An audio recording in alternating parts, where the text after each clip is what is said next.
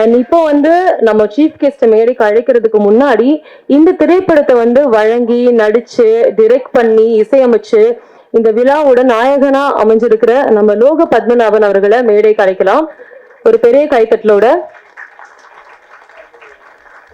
இவரை பத்தி சொல்லணும் அப்படின்னா ராசா ஆனந்த் இயக்குனர் அவர்கிட்ட வந்து உதவி இயக்குனர் பணியாற்றிருக்காரு. இப்போ வந்து இந்த படத்துக்கு மொத்தமாவே நீங்க தான் அப்படின்னு சொல்ல முடியும். அடுத்து உங்களோட குருவான ராசா ஆனந்த் அவர்களை மேடைக்கு அழைக்கிறேன். இவங்களோட இணைஞ்சு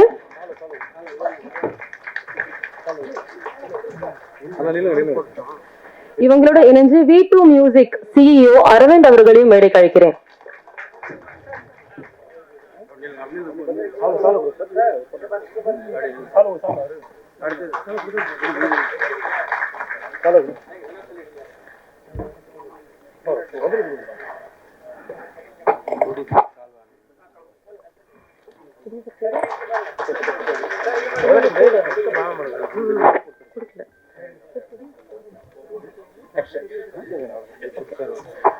ஓகே, இப்ப நம்ம ஒரு சீஃப் கெஸ்டா மேடை கழிச்சு நிகழ்ச்சி வந்து ஆரம்பிச்சிடலாம். ஸோ ஃபர்ஸ்ட் இவரை பத்தி சொல்லணும் அப்படின்னா சத்தியமா வந்து வாழ்த்திருக்கோ இதுக்கு இதுல வணங்கிதான் அவங்களை வந்து மேடை கழிக்கணும். ஒடுக்கப்பட்ட மக்களின் முன்னேற்றத்துக்காக சட்டம், சமூகம், அரசியல் என பல தளங்களில் தன்னை ஈடுபடுத்தி தமிழ்நாட்டு மக்களின் முக்கிய தலைவராக இருக்கும் நமது எழுச்சி தமிழர் டாக்டர் தொல் திருமாவளவன் MP தலைவர் விடுதலை சிறுத்தை கட்சியின் சார் ப்ளீஸ் மேடைக்கு வாங்க. உங்களை பத்தி வந்து வாழ்த்துறதுக்கு எனக்கு ரொம்ப ரொம்ப வயசு கம்மி, தாழ்மையோட வணங்கி உங்களை மேடைக்கு அழைக்கிறேன். ஒரு பலத்த கைத்தட்டலோட அவர் வந்து மேடைக்கு அழைச்சிடலாம். உங்க டைமை ஒதுக்கி இன்னைக்கு நீங்க எங்களுக்காக வந்ததுக்கு ரொம்ப ரொம்ப நன்றி சார்.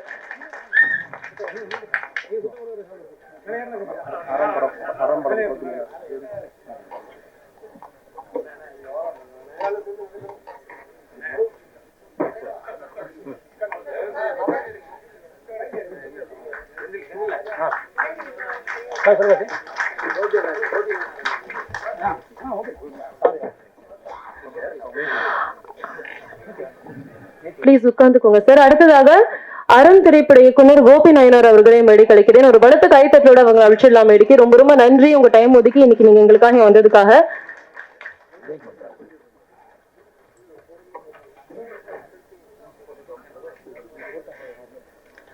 அடுத்ததாக RV உதயகுமார் அவர்கள் தமிழ்நாடு திரைப்பட இயக்குனர் சங்க தலைவர்.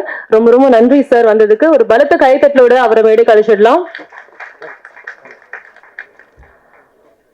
அடுத்ததாக ஒரு மிகப்பெரிய ஆக்டிவிஸ்ட், புதிய குரல் அப்படிங்கிற அமைப்பு மூலமா நிறைய பணிகளை பண்ணிட்டு இருக்கிற எழுத்தாளர் ஓவியா அவர்கள்.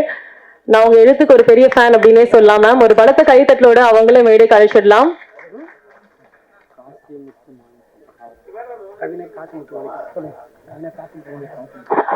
அடுத்ததாக கவிஞர் காசி முத்து மாணிக்கம் அவர்களை மேடைக்கு அழைக்கிறேன். ரொம்ப ரொம்ப நன்றி சார் இன்னைக்கு இந்த நிகழ்ச்சியில நீங்க பங்கேற்றதுக்கு.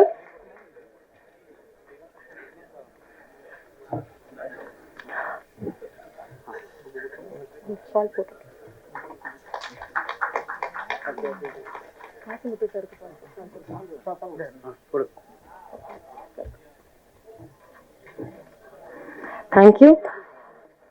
அடுத்ததாக கில்ட் செயலாளர் திரு P துரைசாமி அவர்களை மேடைக்கு அழைக்கிறேன். ஒரு பலத்த கைத்தட்டலோட அவங்க மேடைக்கு அழைச்சிடலாம்.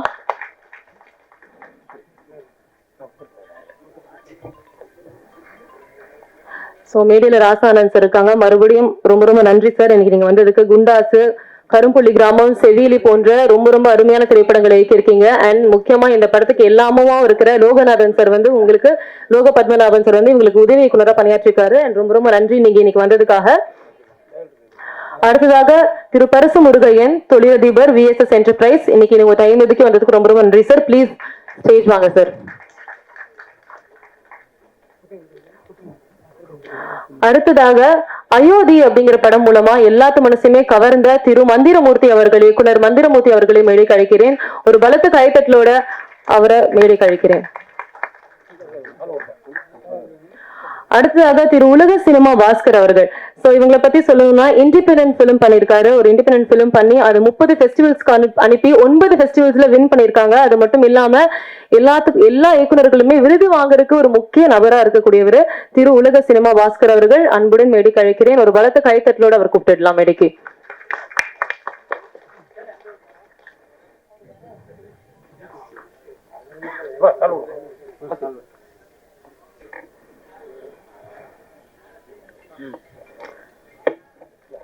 Thank you sir.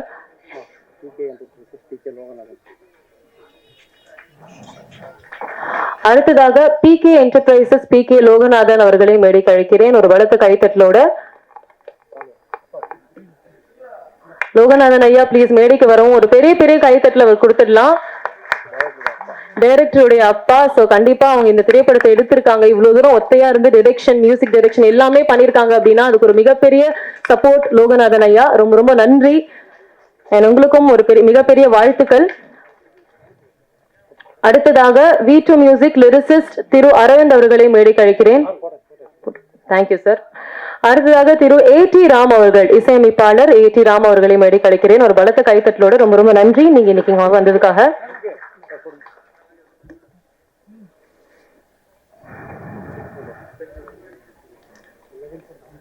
நடிகர் ஜெய்பீம் மொசக்குட்டி அவர்கள். ஜெய்பீம் தவிர இன்னும் நிறைய திரைப்படங்கள்ல அவங்களை பார்த்திருப்பீங்க. ஜெய்பீம் திரைப்படம் மூலமா இன்னும் பரிச்சயமான மொசக்குட்டி அவர்களை மேடை கழிக்கிறேன்.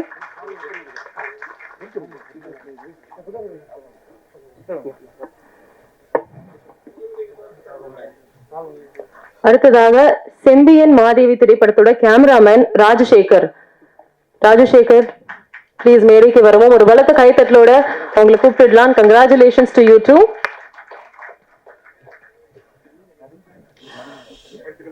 அடுத்ததாக டாக்டர் மணிமாறன் அவர்களை மேடை கழிக்கிறேன். Doctor Manimaran sir. Actor Manimaran, sorry அவங்க சொன்னது எனக்கு டாக்டர் மணிமாறன் கேட்டுருச்சு. ரொம்ப ரொம்ப நன்றி நீங்க வந்ததுக்காக. அடுத்ததாக எடிட்டர் ராஜேந்திர சோழன் அவர்களை மேடை கழிக்கிறேன். ஒரு பெரிய கைத்தட்டலோட இந்த திரைப்படத்தோட எடிட்டர் ராஜேந்திர சோழன் அவர்களை கூப்பிடலாம். அடுத்ததாக ஆக்ட்ரஸ் ரெஜினா அவர்களை மேடை கழிக்கிறேன். Actress Regina.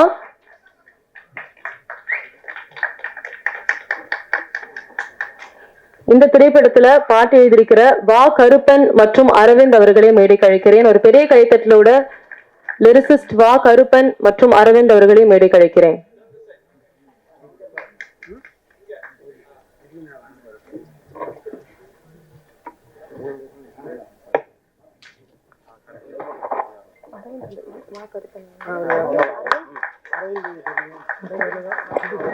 அரவிந்த் இருக்கீங்களா? லிரிசிஸ்ட் அரவிந்த். Thank you thank you. அடுத்ததாக AGP ப்ரொடக்ஷன்ஸ் பன்னீர் குமார் அவர்களை மேடை கழிக்கிறேன். ஒரு பலத்த கைத்தட்டலோட AGP ப்ரொடக்ஷன் பன்னீர் குமார் அவர்கள்.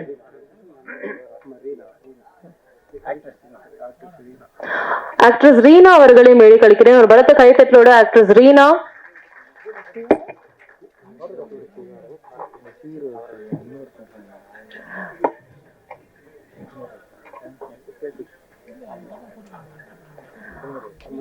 நன்றி Reena, thank you so much for coming. அடுத்ததாக டான்ஸ் மாஸ்டர் சக்தி அவர்களை மேடை கழிக்கிறேன். ஒரு பலத்த கைத்தட்டலோட.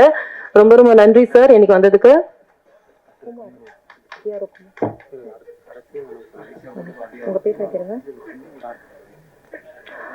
அடுத்ததாக ஆக்டர் முருகேசன் அவர்களை மேடை கழிக்கிறேன். ஒரு பலத்த கைத்தட்டலோட குமரேசன் அவர்களை மேடை கழிக்கிறேன். Kumaresan, actor Kumaresan, thank you so much for coming here today. இறுதியாக இந்த திரைப்படத்தோட PRO கார்த்திக். ஒரு பலத்த கைத்தட்டோட கார்த்திக் அவர்கள். Congratulations to you two.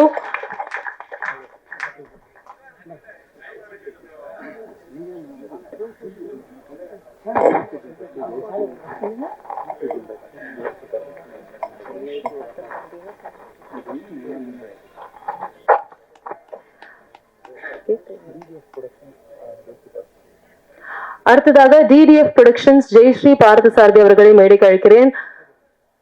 ஒரு பலத்த கைத்தட்டோட உங்களை கூப்பிட்டுடலாம். ரொம்ப ரொம்ப நன்றி.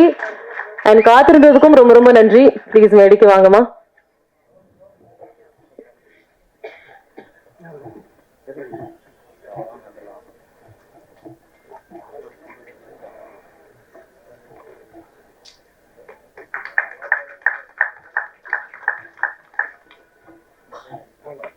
நன்றி.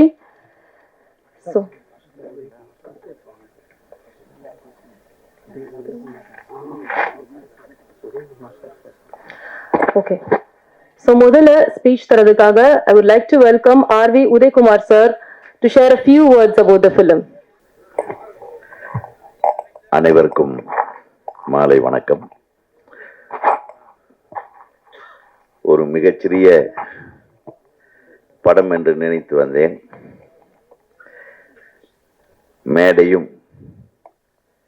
மேடை அலங்கரித்துக் கொண்டிருக்கும் தலைவர்களை எல்லாம் பார்க்கும்போது, இங்கே பெருந்திரளான கூட்டத்தையும் பார்க்கும்போது, இது மிகப்பெரிய படம் என்பதை உறுதிப்படுத்துவதைப் போல இருக்கிறது. மிக மிக அழகான மேடை. அண்ணன் திருமாவளவன் அவர்கள், அவரை பற்றி சொல்ல வேண்டியதே இல்லை. பழகுவதற்கு மிகவும் எளிமையானவர், இனிமையானவர், பாசமானவர், அன்பானவர், ஒழுக்கமானவர். அத்தகைய ஒரு மனிதர் இங்கே ஒரு பட விழாவுக்கு வர்றாருன்னா நான் வர்றேன் அப்படின்னு சொல்லி ஒத்துக்கிட்டு தான் வந்தேன். அவர் சும்மா வந்திருக்க மாட்டார், ஏதோ ஒரு மேட்ரு அந்த படத்தில் இருக்கு, அதனால தான் கேட்டு வந்திருக்காரு. சிறப்பான விஷயம். காதலுக்கு ஜாதி, மதம், இனம், மொழி எதுவுமே கிடையாது. அதுதான் காதல். உண்மையான காதலுக்கு இது எதுவுமே இருக்கக்கூடாது. அவர் அரசியல்லையும் சரி, அவர் எடுத்துக்கிட்ட விஷயங்கள்லையும் சரி, தொன்று தொட்டு எதுக்காக போராடிட்டு இருக்காரோ அந்த போராட்டம் இன்னும் தொடர்ந்துக்கிட்டு தான் இருக்கு. அதில் நிச்சயம் ஒரு நாள் வெற்றி அடைவார், அதில் எந்த சந்தேகமும் இல்லை. மனிதத்தை மனிதமாக நேசிக்க வேண்டும், அவ்வளோதான். அதுலேயே எல்லாமே முடிந்து போகுது. இதில் நான் இவன் நான் அவன், அதில் ஒரு வெங்காயம் கிடையாது. பெரியார் சொன்ன மாதிரி உரிக்க ஒன்றுமே இல்லாமல் போகிறது. கடைசியில் 10 அடி நீளம், இப்போ முதல்ல 10 அடி அகலம் இடம் கொடுத்தாங்க, இப்போ 10 அடி ஆழம் தான் இடம் கொடுக்குறாங்க சில நாடுகளில். 6 அடி ஆழம், அதுக்கு மேலே இடம் கிடையாதுன்றான் புதைக்கிறது கூட. இந்த மனித வாழ்க்கையின் முடிவை நாம் சிந்தித்து பார்த்தால் நாம் வாழுகிற வாழ்க்கைக்கு அர்த்தம் புரிந்துவிடும். அர்த்தம் இல்லாமல் வாழ்ந்து கொண்டிருக்கிற வாழ்க்கைக்கும் அர்த்தம் புரிந்துவிடும். ஆகவே ஒரு அர்த்தத்தை வெளிப்படுத்துகிற ஒரு திரைப்படமாக இந்த படம் உருவாக்கி இருக்கிறது என்பதை நான் உணர்கிறேன். இந்த ட்ரெய்லரை பார்க்கும் போதே அது உத்தமமான ஒரு காதலின் வெளிப்பாடு, அதற்கு வருகிற எதிர்ப்பு, அதுக்கு பின்னால் என்ன நடக்கிறது, அம்பேத்கர் அவர்கள் தொடங்கி அண்ணன் திருமாவளவன் வரையிலும் இந்த போராட்டம் தொடர்ந்து கொண்டுதான் இருக்கிறது. ஆனால் ஒரே ஒரு விஷயத்தை மட்டும் நான் உங்களிடம் உறுதியாக சொல்லிக் கொள்கிறேன். ஒரு திரைப்பட குழுவிலும் சரி, திரைப்பட உலகத்திலும் சரி, திரையரங்குகளிலும் சரி, ஜாதி என்பது இல்லை. ஜாதி இல்லாத ஒரு சமுதாயம் திரை சமுதாயம் என்பதை தலைவர்கள் கூட பேசும்போது அதை குறிப்பிட்டா மிகவும் சிறப்பாக இருக்கும். ஏன்னா எங்களுக்குள்ள ஜாதியே கிடையாது. உட்கார்ந்து படம் பார்க்கும்போது என் பக்கத்துல யார் உட்கார்ந்துருக்கான்னு தெரியாது. ஒரு சிறந்த மனிதனை உருவாக்குவதற்கு உண்டான ஒரு மேடையாகத்தான், ஒரு களமாகத்தான் திரை உலகத்தை நாம் பார்த்து கொண்டிருக்கிறோம். அது நடந்து கொண்டிருக்கிறது. பல விஷயங்கள்ல பல பெரிய புரட்சிகளை எல்லாம் உருவாக்கி ஒரு மிகப்பெரிய நாட்டிலே ஒரு புரட்சியை உருவாக்கியதே சினிமா தான். ரஷ்யாவில் சினிமா படத்தை எடுத்துதான் எவ்வளவு கொடுமைகள் இந்த சார் மன்னர்கள் செய்கிறார்கள் என்பதை காட்டினார்கள். அப்போது ஊமை படமாக கேமராவிலேயே ஷூட் பண்ணி கேமராவையே அது டெவலப்பராக கொண்டு அதே கேமராவை ப்ரொஜெக்டர் ஆக்கி ஓடுகிற ரயிலிலும் மறைவிடங்களிலும் அந்த படங்களை எல்லாம் எப்படி சார் மன்னர்கள் உழைப்பாளர் வர்க்கத்தை துன்புறுத்துகிறார்கள் என்பதை எடுத்து காட்டிய படங்கள் தான் ஒரு மிகப்பெரிய போராட்டத்துக்கு ஸ்டாலின் அவர்களுக்கும் லெனின் அவர்களுக்கும் உறுதுணையாக இருந்தது. அந்த காலத்திலே அந்த காலத்து திரைப்படங்கள் இது சரித்திரத்தில் இருக்கிறது. நீங்க படிச்சு பார்க்கலாம். அந்த படங்கள் எல்லாம் நான் பார்த்திருக்கிறேன். அத்தகைய திரைப்படங்கள் பல நாட்டின் வரலாறுகளையே மாற்றி இருக்கிறது என்றால் நம் நாட்டு திரைப்படங்களும் அதற்கு மாறுபடாது என்று நான் எதிர்பார்க்கிறேன். ஏன்னா நிறைய விஷயங்கள் கமர்ஷியல், பணத்துக்காக படம் எடுக்கிறது, உணர்வுக்காக படம் எடுக்கிறது, உரிமைக்காக படம் எடுப்பது, ஜாதிய வேறுபாடுகளுக்காக படம் எடுக்கிறது என்று பல கோணங்களில் வந்து கடைசியில இறுதியிலே பணம் தான் ஜெயிக்கிறது. அதுதான் சினிமா. நம்ம இந்தியாவை பொறுத்தவரையில், நம்ம தமிழ்நாட்டை பொறுத்தவரையில் நல்ல சினிமாக்கள் என்றைக்கு வெற்றி பெறுகிறதோ அன்றைக்கு நமக்கு எல்லா சுதந்திரமும் கிடைத்துவிடும் என்று நான் உங்களிடம் சொல்லிக்கொள்ள ஆசைப்படுகிறேன். ஒரு நல்ல சினிமாவை உருவாக்கி இருக்கும் அன்பு தம்பி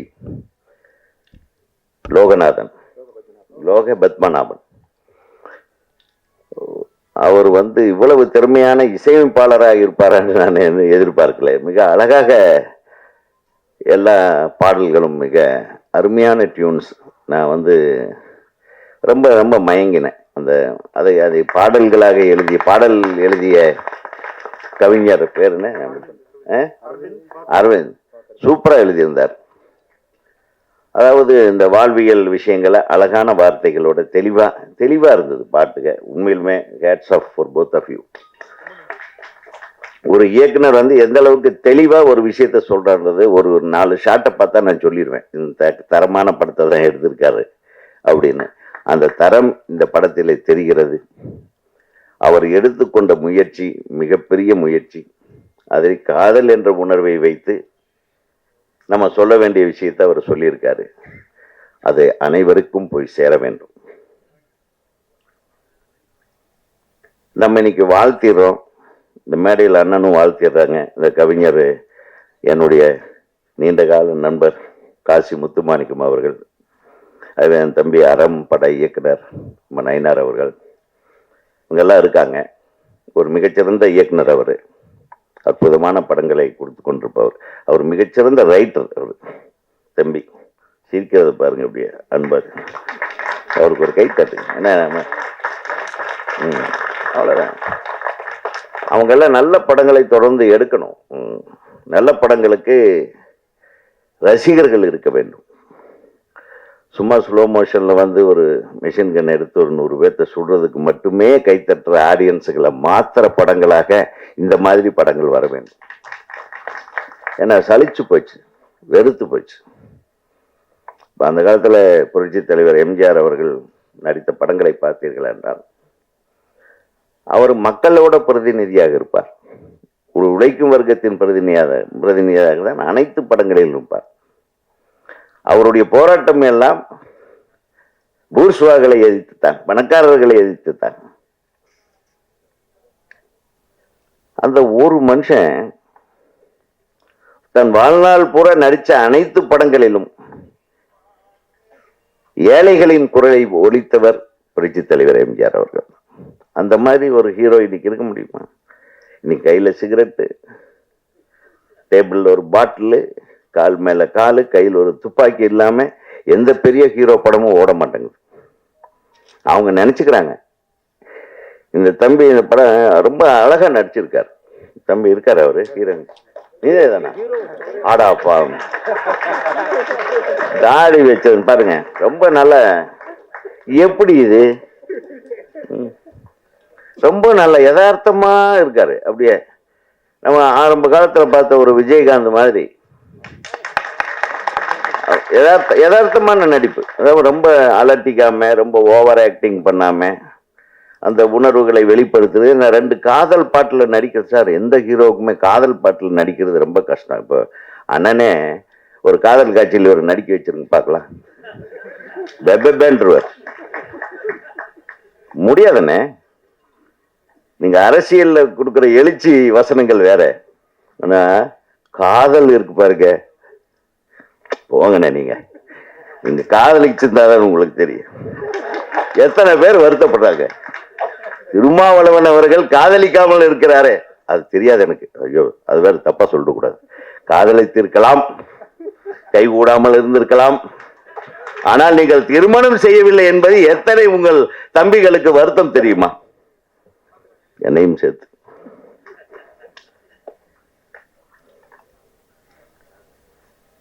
அது ஒரு உணர்வுண்ணே. அதை மிஸ் பண்ணிட்டீங்களோன்னு எனக்கு நான் பர்சனலாக ஃபீல் பண்றேன். சாரி, மேடையில் பேசிருக்க கூடாதுன்னுவோம். பட் இருந்தாலும் ஓகே. ஒரு அன்பு தலைவனிடம் நான் ஒரு தம்பி கேட்கிறேன். சார் காதலிச்சு பார்த்தாதான் சார் அந்த உணர்வு தெரியும், அந்த பிரச்சனை தெரியும். இவருக்கு தெரியும். இப்போ காதலிச்சு பார்த்து நடிச்சிருக்காரு பாருங்க, நடிக்கும் போதே அந்த உணர்வு வெளிப்படுத்து, அதுக்கு பதில் எதிர்த்து போராடுறது. இவருடைய காதலியை கொள்ளுகிறார்களோ அடிக்கிறார்களோ, அதுக்கு பின்னால் அவர் ரிவர்ட் ஆகிற ஒரு உணர்வு பூர்வமான நடிப்பு மேலுமே பாராட்டுறேன் தம்பி. நான் சும்மா வந்து பார்த்துட்டெல்லாம் புகழ்ந்தெல்லாம் பேசிட்டு போக கூடாது, நான் உணர்வு ரீதியா சொல்றேன். இந்த படம் மிகப்பெரிய வெற்றி படமாக அமைய வாழ்த்துக்கள். அந்த பொண்ணு கூட ரொம்ப யதார்த்தமா, யாருக்கும் பெரிய மேக்கப் கிடையாது, இந்த ஜோடனை கிடையாது, ரொம்ப நல்லா இருக்கு. ஒளிப்பதிவாளர் கூட மிகச்சிறப்பாக செய்திருக்கிறார், மிகச்சிறப்பாக இருக்கு.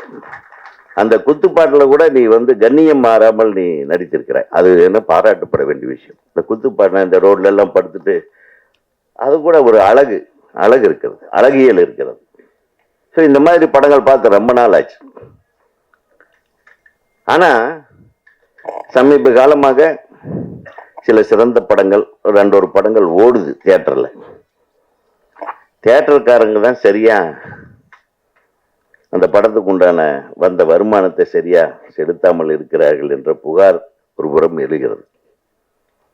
இந்த மாதிரி சில நல்ல படங்கள் வரும்போது தியேட்டருக்கு கிடைக்க மாட்டேங்குது. கேட்ட பெரிய பெரிய தியேட்டர்கள்லாம், காம்ப்ளெக்ஸ் எல்லாம், மல்டிப்ளெக்ஸ் எல்லாம் பெரிய படங்களுக்காக அப்போவே புக் பண்ணி வச்சுறாங்க. இதை கொஞ்சம் மாற்ற வேண்டும். யார் மாற்றுவது? சினிமா சுதந்திரமாக இயங்குகிறதா என்ற ஒரு கேள்வி எழுகிறது. படைப்புக்கு சுதந்திரம் இருக்கிறது, அந்த படைப்பாளிகளை பாராட்டுவதற்கு சுதந்திரம் இருக்கிறது, அந்த படைப்புகள் சென்று சேருவதற்கு சுதந்திரம் இருக்கிறதா என்பதை சற்றே சிந்தித்து பார்க்க வேண்டும். நான் ஏன் இது பேசுறேன்னா, இந்த மேடையில் அண்ணன் திருமாவளவன் அவர்கள் இதை கொஞ்சம் மனதில் வைத்துக் கொண்டு, நீங்கள் அரசாங்கத்தோடு நெருக்கமாக இருக்கின்ற காரணத்தினால் இந்த மாதிரியான படைப்பாற்றல் மிக்க இளம் இயக்குநர்களாகட்டும், நடிகர்களாகட்டும், அவர்களுடைய வாழ்க்கை வளம் பெறுவதற்காகவும், நல்ல விஷயங்கள் மக்களை சென்று சேர வேண்டும் என்பதற்காகவும், எத்தனை இது சும்மா ஒரு 5 லட்சம் 10 லட்சத்தில் எடுத்துட முடியாது. இந்த படம் கொஞ்சம் ஒரு 2-2.5 கோடி செலவு பண்ணியிருப்பாங்க. இந்த பணத்தை எப்படி எடுக்கிறது? இருக்கிற தியேட்டர்கள் எல்லாம் இப்பெல்லாம் கல்யாண மண்டபம் ஆகிட்டாங்க பெருசா, பெரிய அளவில். அதுல பெரிய வருமானம் வருதுன்ட்டு மல்டிப்ளெக்ஸ் எல்லாம் பெரிய ஃபாரின் படங்கள், அப்புறம் இப்போ பேன் இந்தியா படங்கள்னு ஒரு இது வருது இல்லையா, பெரிய பெரிய நடிகர்கள் படங்களுக்காக அவங்க வச்சிடறாங்க. கலெக்ஷனே வர மாட்டேங்குது. இன்னொரு இடம் வந்து நமக்கு கலெக்ஷன் வந்துட்டு இருந்தது, சேட்டலைட் ரைட்ஸு, அதுவும் கிடைக்க மாட்டேங்குது. இப்போ யாரும் வாங்குறது இல்லை, சேட்டலைட்டு எந்த தொலைக்காட்சியும் வாங்குவதில்லை. அப்புறம் இந்த ஓடிடி என்பது வந்தது, அதுவும் வந்து இதே மாதிரி ஒரு டாமினேஷன், பெரிய நடிகர்கள் படங்கள் மட்டும் வாங்கினாங்க. இப்போ அதுவும் வாங்கிறது இல்லை. இப்போ தியேட்டரை மட்டுமே நம்பிதான் அனைத்து சிறு முதலீட்டு தயாரிப்பாளர்கள் படம் எடுக்கிறார்கள். அவர்களை எப்படி பாதுகாப்பது? அரசாங்கத்திடம் நீங்கள் பேசி, ஒவ்வொரு பஞ்சாயத்துலேயும் அல்லது ஒவ்வொரு நகராட்சியிலையும், சின்ன சின்ன டவுன்கள் எல்லாம் ஒரு 2 தியேட்டர் அரசாங்க நிலத்திலேயே ஒரு 200 பேர் 250 பேர் உட்கார்ந்து பார்க்குற மாதிரியான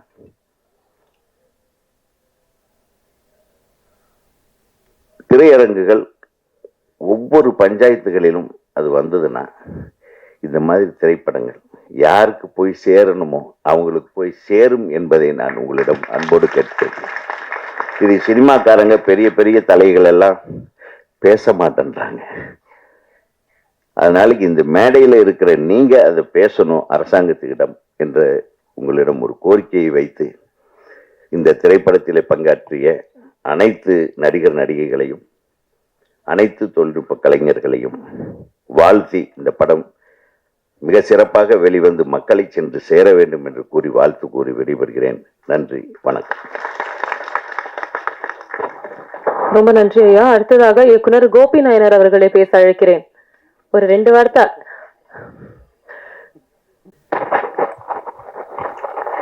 அனைவருக்கும் வணக்கம். முதல்ல இந்த திரைப்பட குழுவினருக்கு என்னுடைய வணக்கத்தை தெரிவித்துக் கொள்கிறேன். நம் தலைவருக்கு எப்பொழுதும் என்னுடைய அன்பும் வணக்கமும். ஏன்னா இன்னைக்கு இருக்கிற இந்திய சூழலில் இது ஒரு முக்கியமான அரசியல் படம் அப்படின்னு நான் நம்புகிறேன். ஏன்னா ஒரு ஜனநாயகத்தை பற்றி பேச வேண்டிய தேவை இந்தியாவுக்கு மிகப்பெரிய நெருக்கடியாக மாறி இருக்கும் பொழுது தொடர்ந்து ஜனநாயகத்தை பற்றியான உரையாடல்களை நிகழ்த்த வேண்டிய தேவை தொடர்ந்து இருந்து கொண்டிருக்கிறது. அதனுடைய கலைஞர்களுடைய பங்கு என்பது மிக முக்கியமானது. அந்த அடிப்படையில் இந்த படம் மிக முக்கியமான படம் என்று நான் நம்புகிறேன். அந்த அடிப்படையில் தான் தலைவர் இங்கு வந்திருக்கிறார் என்பதில் நம்மளுக்கு மாற்று கருத்து இருக்க முடியாது. காதலிப்பதை புரட்சி செய்வதற்கு தான், புரட்சி செய்வதை காதல் செய்வதற்கு தான். புரட்சி முடிஞ்சதுக்கு அப்புறம் என்ன பண்ண போறோம்? நமக்கு வேலை காதல் பண்றது தான். அந்த காதலில் பிரச்சனை வருதுன்னு வச்சுங்களேன், அது ஒரு ஜாதி பிரச்சனையா இருக்கலாம், மத பிரச்சனையா இருக்கலாம், நிற பிரச்சனையா இருக்கலாம், இல்லை வேற ஏதாவது வர்க்க பிரச்சனையா இருக்கலாம். அப்படின்னா நம்ம என்ன பண்ணுவோம்னா காதல் செய்யறதை நிறுத்திட்டு புரட்சி பண்ண ஆரம்பிச்சிருவோம். திரும்ப புரட்சி முடிஞ்சதுக்கு அப்புறம் காதல் பண்றது தான் நம்மளுடைய வேலை. அப்போ மனித சமூகத்துக்கு இடையராத ஒரு வேலை ஒன்று இருக்குதுன்னா அது காதல் பண்றது தான். காதலுக்கு எப்பப்பெல்லாம் தொந்தரவு வருதோ அப்பெல்லாம் நம்ம புரட்சி செய்வோம். புரட்சிக்கு எப்பெல்லாம் ஓய்வு கிடைக்குதோ அப்பெல்லாம் காதல் செய்வோம். அப்போ காதலை தவிர மனித குலத்திற்கு வேற எந்த கடமையும் கிடையாது என்பதுதான் இங்கே உண்மையான வேலை. அதுதான் இந்த படம் மிக அழகாக சொல்லியிருக்கிறது. படக்குழுவினர் அனைவருக்கும் வாழ்த்துக்கள். அடுத்ததாக கவிஞர் காசி முத்துமாணிக்கம் ஐயா அவர்களை பேச அழைக்கிறேன்.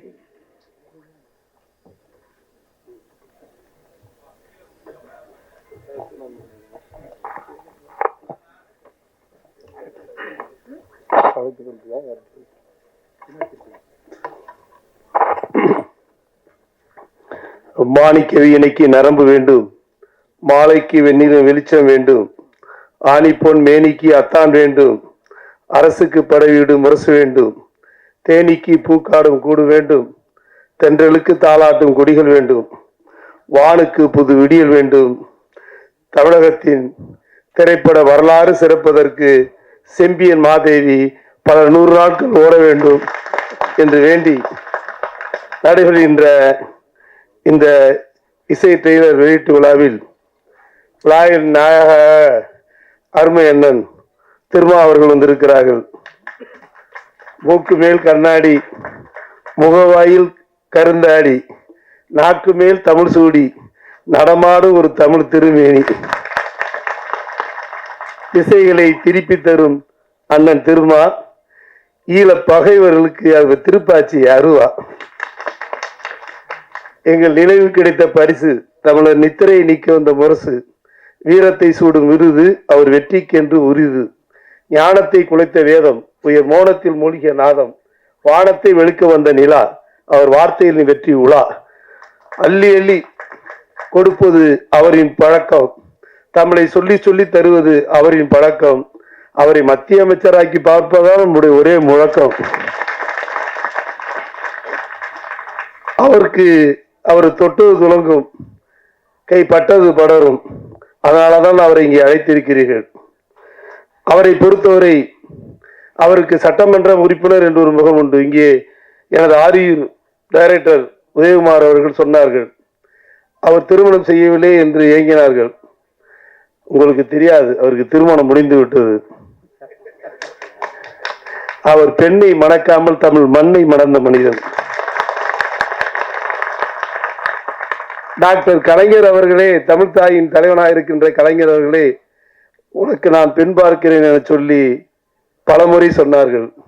என்றாலும் ஒரு குடும்பத்திற்கு இல்லை, இந்த நாட்டுக்கே நான் சொந்தக்காரன் என சொல்லி திருமணத்தை மண்ணை மணந்த அந்த மாவீரன்.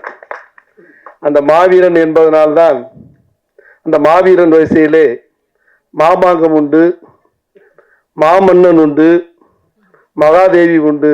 இப்போது வந்திருக்கிறது மாதேவி. அந்த மாதேவி படத்திற்கு வந்திருக்கிறார். முதல் போட்டவனுக்கெல்லாம் நம்பியவனுக்கு நல்லது நடக்கும், இந்த செம்பியனை நம்பினாள் என்பதை போல செம்பியன் மாதேவி வந்திருக்கிறது. எனக்கு முன்னால் பேசிய இயக்குனர் சொன்னதை போல திரைப்பட பாடல் வரிகள் என்னை மிகவும் கவர்ந்தன. அதே போல் இசை, நம் நாளமெல்லாம் தாளம், தேகமெல்லாம் ராகம், குருதி எல்லாம் சுருதி, மொத்தத்தில் கால் முளைத்து நடக்கின்ற கிருதி என்று சொல்கின்ற அளவுக்கு அருமை தம்பி, லோகத்துக்கே உயர்ந்த லோக பத்மநாதன் அவர்கள், அவரை பாராட்ட வேண்டும். ஏதோ முதல் படத்தை போல இல்லை, அவர் பல படங்களை இயக்கியவரை போல மிக சிறப்பாக இயக்கியிருக்கிறார். அவருக்கு என்னுடைய வாழ்த்துக்களை சொல்லி, இந்த படத்தை பொறுத்தவரை ஒளிப்பதிவு, பாடல்கள், குத்துச்சண்டை, கத்திச்சண்டை, எல்லா சண்டையும், இந்த வாரம் சண்டை வாரம், இந்த வாரம் காவிய வாரம், இந்த வாரம் பாடல் வாரம் என்று சண்டியிலே சொல்லுவதை எல்லாம் ஒட்டுமொத்தமாக இணைத்ததை போல அருமையானனை பார்க்கின்ற போது சொல்வார்கள் அல்லவா, அவர் ஒரு நல்ல சட்டமன்ற உறுப்பினர் என்று அவருக்கு ஒரு முகம் உண்டு, அவருக்கு பாராளுமன்ற உறுப்பினர் என்று அண்ணன் திருமா அவர்களுக்கு ஒரு முகம் உண்டு, சட்டமன்ற உறுப்பினர் பதவியை தூக்கி எரிந்தவர் என்று ஒரு முகம் உண்டு, நாடாளுமன்ற குழு தலைவர் என்று ஒரு முகம் உண்டு, பகைவர்களை எதிர்த்து சொல்லாடுகின்ற ஆற்றலும் என்ற ஒரு முகம் உண்டு, தாழ்த்தப்பட்டவர்களுக்கு பாதுகாப்பு கேடயமாக ஒரு முகம் உண்டு, பிற்பட்டவர்களுக்கு இடஒதுக்கீட்டுக்காக பாராளுமன்றத்திலே குரல் கொடுத்தவர் என்ற ஒரு முகம் உண்டு, ஆன்றதமிழ் கூறுமுகம், ஆய்ந்ததும் தேர்முகம், ஆறறிவி ஊறுமுகம், ஆளறி போல் வீறுமுகம், அன்புமலை தூறுமுகம், அடியாதாருக்கு வேறுமுகம், அடையாராய் சீர்முகம், இப்படி இந்த தலைவனுக்கு 100 முகம். இந்த 100 முகம் இல்லை என்றால் தமிழர் வாழ்வு ஏதடா ஏறுமுகம் என்று சொல்லுகின்ற அளவுக்கு வருகின்ற அண்ணன் திருமா அவர்கள் கரம் பட்ட இந்த படம் 100 முகம் கண்ட அந்த தலைவனுடைய கரம் பட்டதனால் 1000 நாள் ஓடும் என்று சொல்லி, அருவ பிள்ளைக்கு பால் பிடிக்கும், அரசன் பிள்ளைக்கு வால் பிடிக்கும், கண்ணுக்கு மை பிடிக்கும், கவிதைக்கு பொய் பிடிக்கும், கன்னத்தில் குழி பிடிக்கும், காக்கூந்தல் பெண் பிடிக்கும், தென்னைக்கு கீட்டு பிடிக்கும், நெல்லுக்கு நாட்டு பிடிக்கும், அவரைக்கு பூ பிடிக்கும், அணிலுக்கு வால் பிடிக்கும், கல்வருக்கு இரவு பிடிக்கும், காதலருக்கு நிலவு பிடிக்கும், ஊருக்கு ஆறு பிடிக்கும், ஊர்வலத்தில் தேர் பிடிக்கும், தமிழுக்கு லா பிடிக்கும், தமிழகத்தில் உள்ள திரைப்பட ரசிகர்களுக்கெல்லாம் செம்பியன் மாதவி என்றால் ரொம்ப ரொம்ப பிடிக்கும் என்ற பெயரை வாங்க வேண்டும் என்று வாழ்த்தி வாய்ப்புக்கு நன்றி கூறி விடைபெறுகிறேன். நன்றி, வணக்கம். வார்த்தைகள் அருவி மாதிரி அப்படியே வந்துட்டே பொழிஞ்சுட்டே இருக்கு, பேச விட்டு கேட்டுட்டே இருக்கலாம் போல. ரொம்ப ரொம்ப நன்றி ஐயா, அவ்வளவு அழகா பேசினதுக்கு. அடுத்ததாக எழுத்தாளர் ஓவியா அவர்களை பேச அழைக்கிறேன், ஒரு பலத்த கைத்தட்டலோட. இந்த அவையின் சிறப்பு அழைப்பாளராக மேடையில வீற்றிருக்கக்கூடிய என் அருமை நண்பர், விடுதலை சிறுத்தைகள் கட்சியினுடைய தலைவர், இந்த நாட்டில் ஒடுக்கப்பட்ட மக்களுடைய நம்பிக்கையாகவும் குரலாகவும் ஒலித்து கொண்டிருக்கின்ற தோழர் திருமாவளவன் அவர்களுக்கும், இந்த மேடையிலே எனக்கு இந்த நல்ல வாய்ப்பினை நல்கி இருப்பவரும், தமிழ் திரையுலகத்துக்கு ஒரு நல்ல திரைப்படத்தை ஆக்கி தந்திருப்பவருமான அருமையான இளைஞர் செம்பியன் மாதேவி இயக்குனர் மட்டும் இல்லை, அவர் எழுத்து, இசை, இயக்கம் என்று 3 ரோல்ஸ், 3 கடமைகளையும் எடுத்து பொறுப்பாற்றி தந்திருக்கக்கூடிய நடிப்பு என்று ஒரு பல்துறைகளை இந்த திரைப்பட இயக்கத்தில் அளித்து இந்த படத்தை நமக்கு அளித்திருக்கக்கூடிய அருமையான இளைஞர் லோக பத்மநாபன் அவர்களை. இந்த மேடையிலே நிறைய பெரியவர்கள் இருக்கிறார்கள். நான் நேரம் கருதி ஒவ்வொருவரையும் விழித்து சொல்லவில்லை என்றாலும் இந்த வணக்கத்தை அவர்கள் அனைவரும் அவர்களை விழித்து சொன்னதாக எடுத்துக்கொள்ள வேண்டும் என்று கேட்டுக்கொண்டு, கூடியிருக்கும் ரசிக பெருமக்களும் திரைத்துறை சார்ந்த பெருமக்களுக்கும் என்னுடைய அன்பான வணக்கத்தை நான் தெரியப்படுத்திக் கொள்கிறேன். சொன்ன மாதிரி திரைப்படத்தை வெளியிடுவதற்கு நாங்கள்லாம் எதுக்கு அப்படிங்கிற ஒரு கேள்வி வரலாம். இந்த படத்தினுடைய கரு, ஆணவ கொலை தொடர்பாக ஒரு திரைப்படத்தை நான் ஆக்கி இருக்கிறேன் அம்மா என்று தம்பி சொன்ன போது, ஆணவ படுகொலையை எதிர்ப்பது என்று சொன்னால் அது எங்கள் இயக்க பணிகளில் ஒரு முக்கியமான பணி. எனவே நிச்சயமாக அப்படிப்பட்ட ஒரு கருவில் ஒரு திரைப்படம் வெளிவந்தால் அதனை ஆதரிக்க வேண்டியது நம் கடமை என்கின்ற அளவிலே உடனே இந்த விழாவிலே வருவதற்கு நான் இசைவு தெரிவித்தேன். அதற்கு பிறகு அந்த படம் குறித்த உரையாடலுக்கு முன்பாக நான் சில விஷயங்களை மட்டும் சொல்ல விரும்புகிறேன். இந்த மேடையில் எனக்கு முன்னாடி பேசியவர்கள் காதலை பற்றி நிறைய பேசினார்கள். காதலை பற்றி நம்ம ரொம்ப முக்கியமாக தெரிஞ்சுக்க வேண்டிய ஒரு விஷயம், சாதி என்கின்ற அமைப்பு காதலின் கருவறை மீது, அந்த கல்லறை மீதுதான் கட்டப்பட்டு இருக்கிறது. சாதி என்கின்ற அமைப்பே காதலுக்கான மறுப்பு தான், வேற எதுவுமே கிடையாது.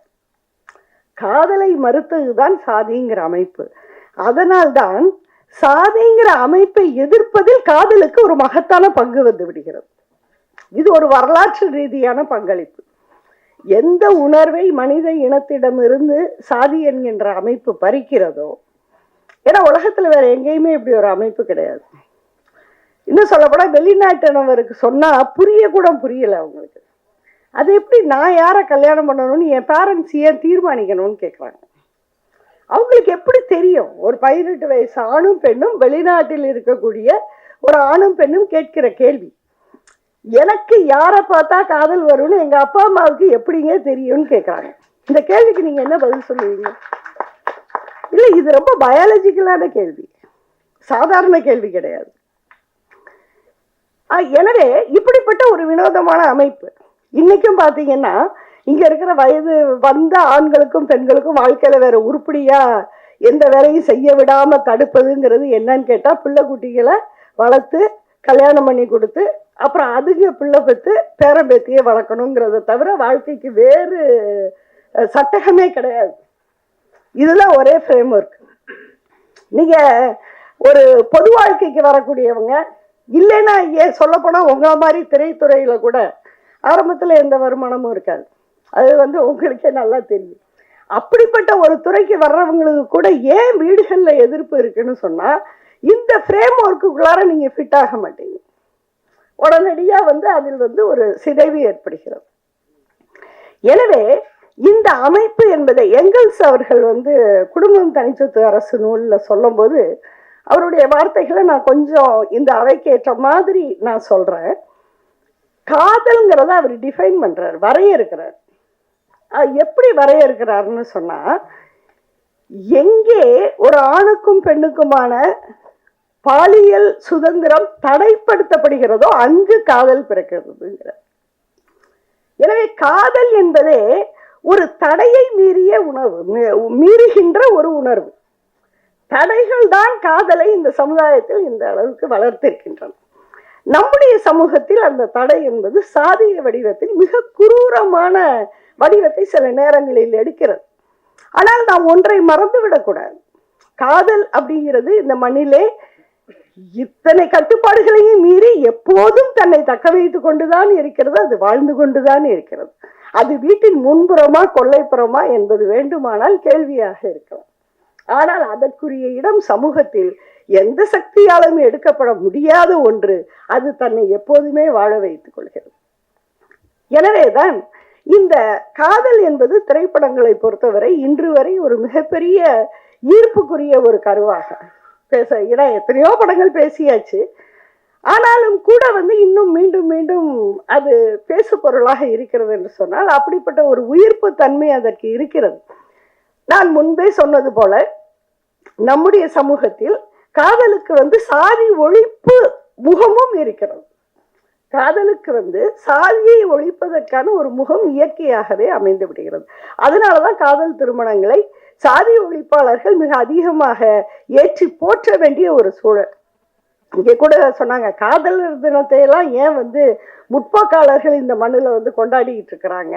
ஏன்னா அது ஒரு என்ன சொல்றது, ஒரு இளைஞர்கள் ரோஜாப்பூ கொடுக்குறேன் மல்லிகைப்பூ கொடுக்குறேன்னு சொல்ற விஷயத்த போய் இந்த நாட்டுல முற்போக்காளர்கள்லாம் காதலர் தினத்துக்கு ஏன் கொண்டாடுறாங்கன்னா, வேற ஒண்ணும் இல்லை, காதலுக்கு இருக்கக்கூடிய அந்த சாதிக்கு எதிரான ஒரு முகம்.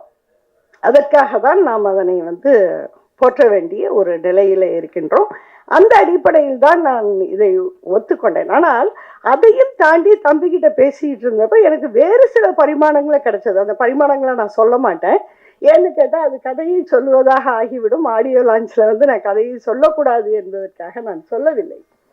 ஆனா அந்த பரிமாணங்களை பற்றி நான் பேச ஆசைப்படுகின்றேன். இன்னைக்கு சாதி ஒழிப்பு அப்படின்னு சொல்லும் போது நீங்க ஒன்றை புரிந்து கொள்ள வேண்டும். அதுக்காக நீங்க களமாடுறது நாம் அல்லது தோழர் திருமா மாதிரியோ அல்லது எங்களை போன்றோ பொது வாழ்க்கையிலே ஈடுபடுவது செயல்படுவது என்பதற்கு அப்பால் ஒரு உண்மையான சாதி மறுப்பாளர் சாதி ஒழிப்பாளர் என்று சொன்னால் அவர் யார் அப்படின்னு என்னைய கேட்டா, நீங்க எல்லாருமே உங்களை ஒரு கேள்வி கேட்டுக்கோங்க. உங்களை சுற்றி நீங்கள் யாரை நம்பி வாழ்கிறீர்களோ, நம்ம எல்லாருக்கும் ஒரு சர்க்கிள் இருக்கும். உலகம் ரொம்ப பெருசு, ஆனா எல்லாருக்கும் ஒரு ஒரு தனித்தனி உலகம் இருக்கு. அந்த உலகத்துலதான் எல்லாரும் வாழ்றோம். இந்த உலகம் ரொம்ப பெருசுங்கிறதுக்காக இன்னைக்கு நம்ம வந்து வெளியே செவ்வாய் கிரகத்துக்கு கூட போயிட்டு இருக்காங்க. நீ உலகத்தினுடைய எல்லைகள் விரிவாக்கப்பட இருக்கின்றன. நம்ம 100 வருஷத்துல போய் சேர்ந்துருவாங்கன்னு நினைக்கிறேன். எல்லாரையும் கூட்டிட்டு போவாங்கன்னு நினைக்கிறேன். அந்த மாதிரியான ஒரு பக்கம் உலகம் விரிவடைந்து கொண்டு போகிறது. ஆனால் ஒவ்வொரு மனிதனுக்கும் ஒரு உலகம் இயங்குகிறது இல்லையா? நண்பர்களாக, தோழர்களாக, உறவினர்களாக, அக்கம் பக்கத்து வீட்டினராக, எதிர் வீட்டினராக, அந்த உலகத்தில் ஒரே சாதிக்காரர்கள் 70% மேல் இருந்தால் நீங்கள் சாதி மறுப்பு அல்லது சாதி ஒழிப்பு என்கின்ற உலகத்துக்கு வரவில்லை என்று அர்த்தம். அந்த உலகத்தில் 70% மாற்று சாதியினராக இருந்தால் நீங்கள் ஒரு சாதி மறுப்பாளராக, சாதி ஒழிப்பாளராக ஒரு உலகத்துக்குள் வந்துவிட்டீர்கள் என்று அர்த்தம். இது வந்து ஒரு சோதனையாக கூட ஒவ்வொருத்தரும் அவங்க லைஃபை டெஸ்ட் பண்ணி பார்த்துக்கோங்க. உங்களை சுத்தி யார் இருக்க? முதல்ல சாதி மறுப்பாளர்களை சுற்றி ஒரே சாதிக்காரர்கள் இருக்கக்கூடாது. இது ரொம்ப நமக்கு தேவையான ஒரு பாடம். இந்த இடத்துலதான் சாதி மறுப்பு கல்யாணம், சாதி கடந்த உறவுகள். சாதி மறுப்பு கல்யாணம் பண்ணா முதல்ல என்ன நடக்குது? குடும்பங்கள் வந்து ஒரே சாதி குடும்பங்களாக இருப்பது என்பது உடைகிறது. அதுதான் ரொம்ப தேவை. இதில் நாம் கற்றுக்கொள்ள வேண்டிய இன்னொரு விஷயம், எந்த ஒரு சாதி ஒழிப்பும் பல்வேறு சாதி மக்கள் இணைகின்ற போதுதான் நடத்தப்பட முடியும். அப்படிப்பட்ட ஒரு இணைப்பை வலியுறுத்துவதுதான் இன்றைய தேவையாக இருக்கிறது. ஒரு பக்கம் ஆணவ கொடைகளுடைய குரூரத்தை எடுத்து சொல்லுகின்ற படங்கள் நமக்கு வேண்டும் என்று எதிர்பார்க்கின்ற அதே நேரத்தில், ஏன்னா அதையும் சொல்ல வேண்டிய தேவை இருக்கிறது.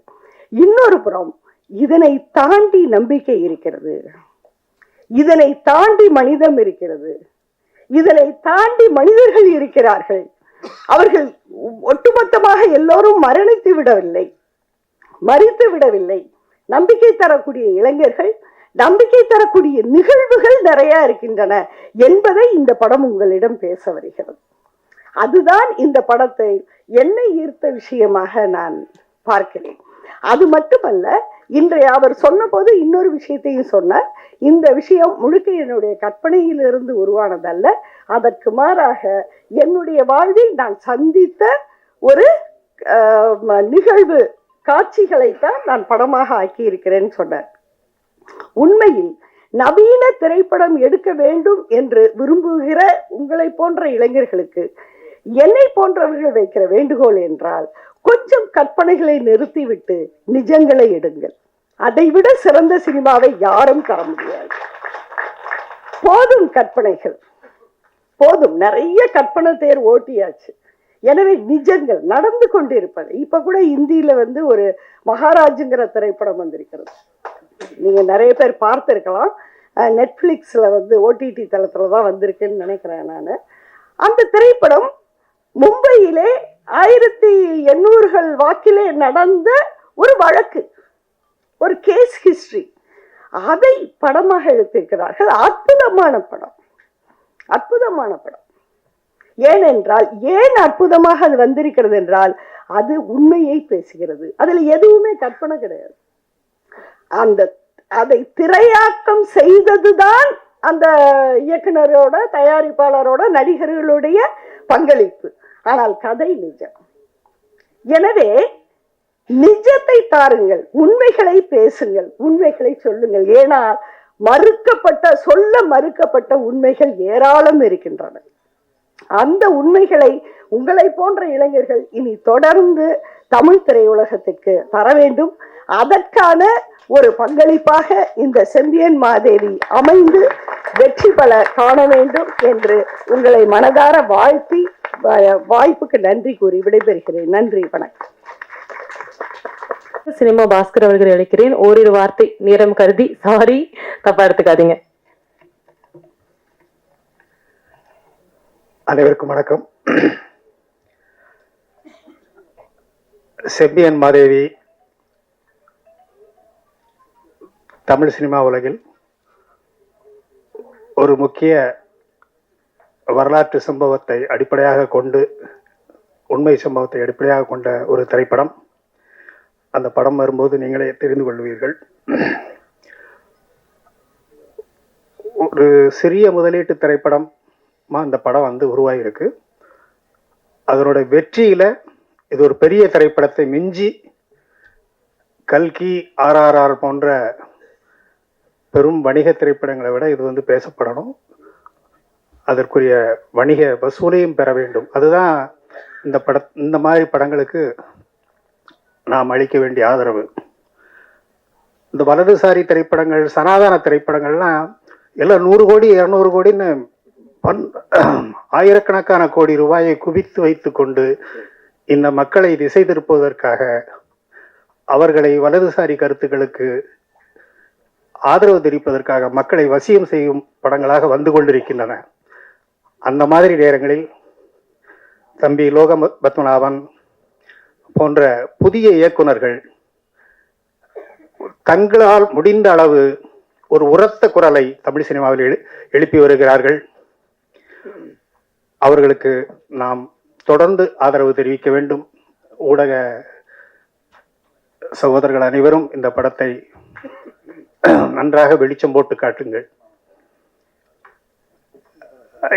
இந்த படத்துல நான் கவனிச்ச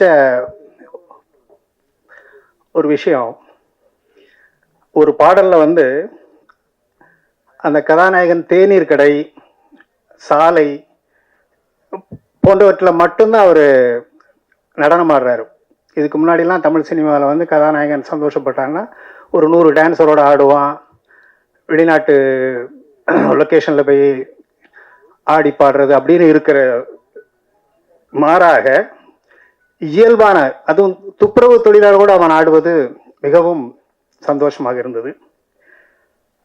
இயக்குனர் ஒரே ஒரு வேண்டுகோள், மற்ற இங்கே நிறைய இயக்குநர்கள் இருப்பீங்க, அந்த ஒரே ஒரு காட்சியில் காலில் விழுவது போல் பெண் காதலி இருக்கிற மாதிரி காட்சிப்படுத்துவேன். அதெல்லாம் நம்ம தவிர்த்திடலாம், நம்ம அதெல்லாம் கடந்து வந்துட்டோம். இந்த படத்தில் எல்லாமே திராவிட முகங்களாக இருந்தது. அதற்காக இயக்குனருக்கு ஒரு தனித்த பாராட்டை சொல்லி வாய்ப்புக்கு நன்றி கூறி விடைபெறுகிறேன். நன்றி, வணக்கம்.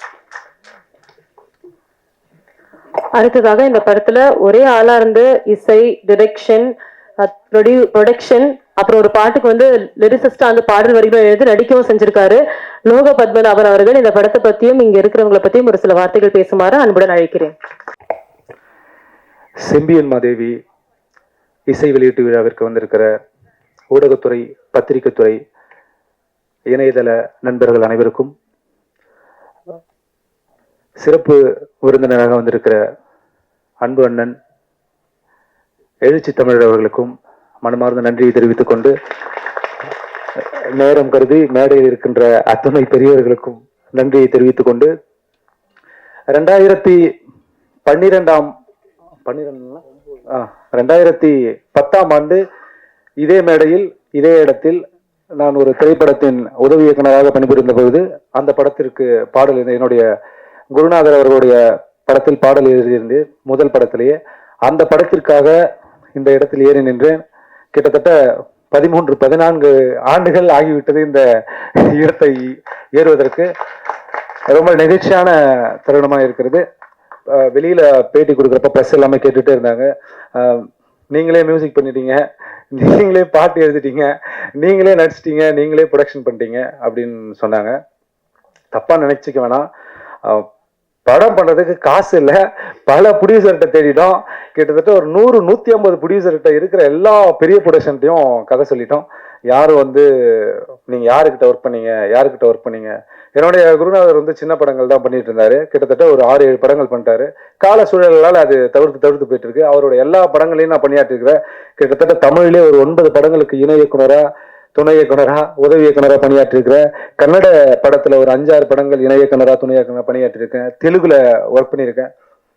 இசை அப்படி ஏன்னு கேட்டாங்க, நான் பேசிக்காவே தமிழ்நாடு அரசு இசைக்கல்லூரி அடையாறுல வந்து 5 ஆண்டுகள் வந்து இசை பட்டய படிப்பு படித்த மாணவர் நான். அது இசை பட்டய படிப்பு படிக்கிறப்பவே 2008 காலேஜில் சேர்றப்போ 2009 அசிஸ்டன்ட் டைரக்டரா சேர்ந்தேன். மியூசிக் காலேஜ் நான் முடிக்கிறப்போ கிட்டத்தட்ட 5 படத்துக்கு கோடைரக்டர் ஆகிட்டேன் நான்.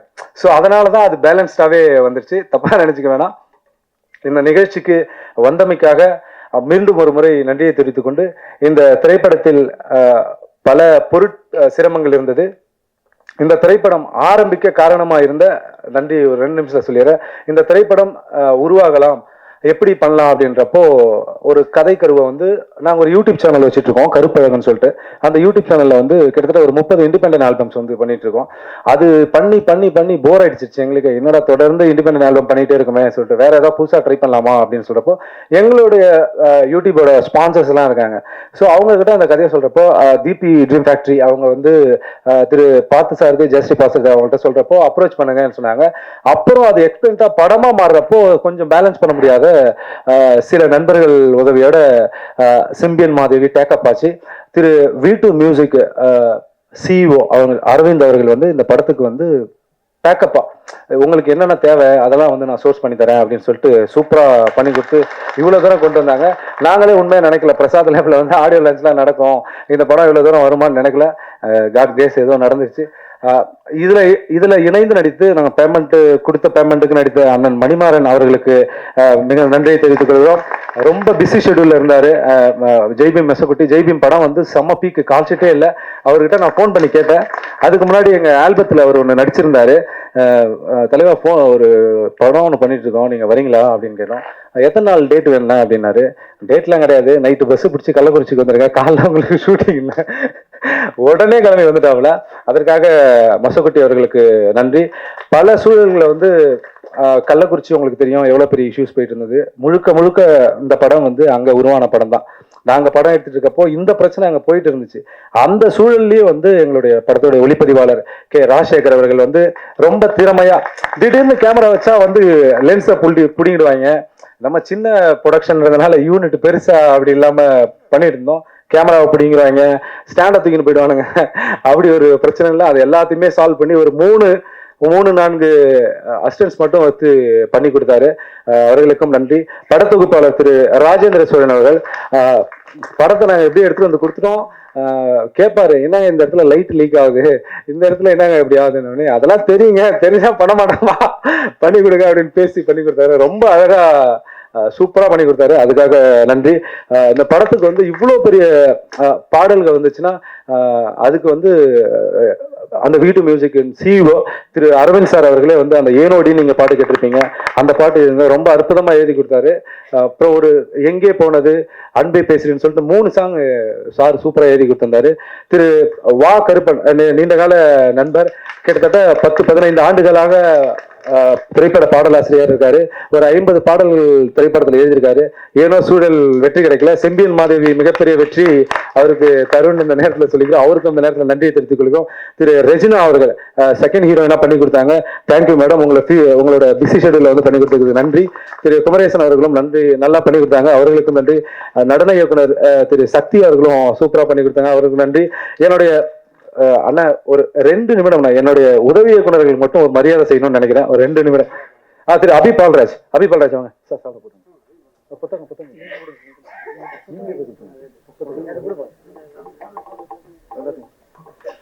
இணை இயக்குனர் திரு அபி பால்ராஜ் 2 நிமிஷம்.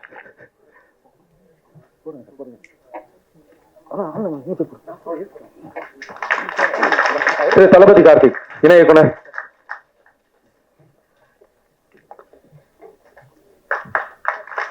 திரு மனவை செந்தில் இணை இயக்குனர். ஆகாஷ் ஆகாஷ் திரு ஆகாஷ் உதவி இயக்குனர்.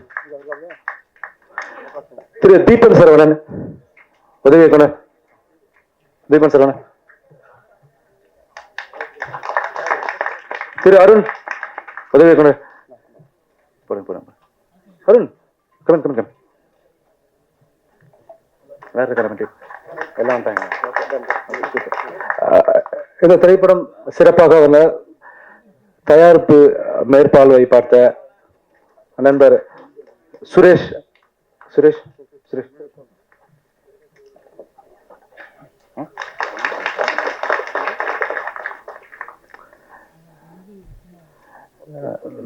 கவிஞர் மன்னிச்சிங்க, அண்ணனுக்கு கொஞ்சம் அடுத்து பண்ணியிருக்கிறதுனால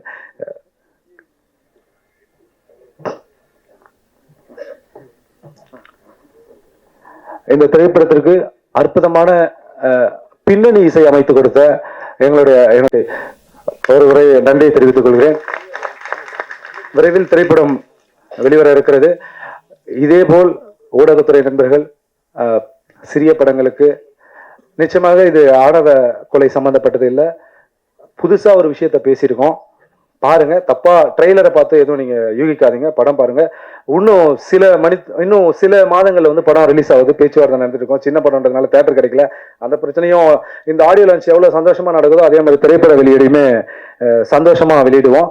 இந்த நிகழ்ச்சி அற்புதமாக ஒருங்கிணைப்பு செய்து கொடுத்த PRO கார்த்தி அவர்களுக்கும் இந்த நேரத்தில் நன்றியை தெரிவித்துக் கொள்கிறோம். உறுதுணையாக இருந்த கார்த்தி அவர்களுக்கும் நன்றியை தெரிவித்துக் கொண்டு இந்த நல்லதொரு வாய்ப்பை கொடுத்த அனைவருக்கும் நன்றி கூறி விடைபெறுகிறேன். நன்றி, வணக்கம். பேர் ஏதாவது விட்டு இருந்தா தயவு செஞ்சு மன்னிச்சிருங்க. தேங்க்யூ. நான் அண்ணாந்து பார்த்துட்டு இருந்தேன், இப்ப பக்கத்துல பாக்குறது எனக்கு ரொம்ப ரொம்ப சந்தோஷம். சோ எஸ், எழுச்சி தமிழர் டாக்டர் துல் வாங்க ஐயா ப்ளீஸ். எனக்கு அப்படியே நடிகராக கூப்பிடுறதுக்கு திருமாவளவன் சார், நீங்க எவ்வளவு நேரம் வேணா பேசலாம்.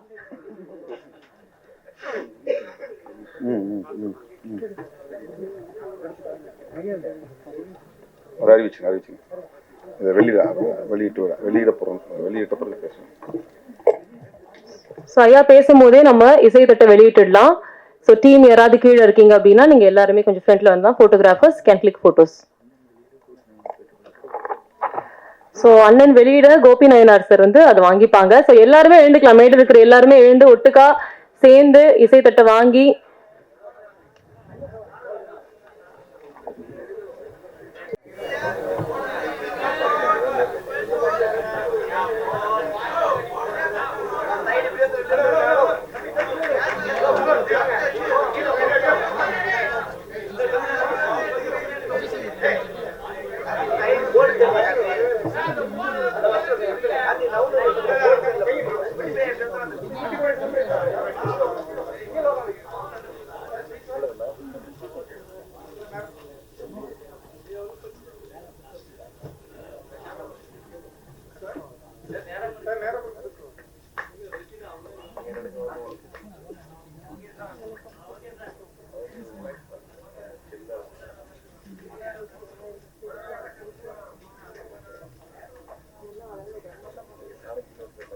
இசை மற்றும் முன்னோட்ட காட்சி வெளியீட்டு விழாவை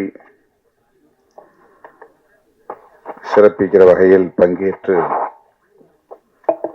உரையாற்றி விடைபெற்று சென்றிருக்கிற தமிழ்நாடு திரைப்பட இயக்குநர்கள் சங்க தலைவர்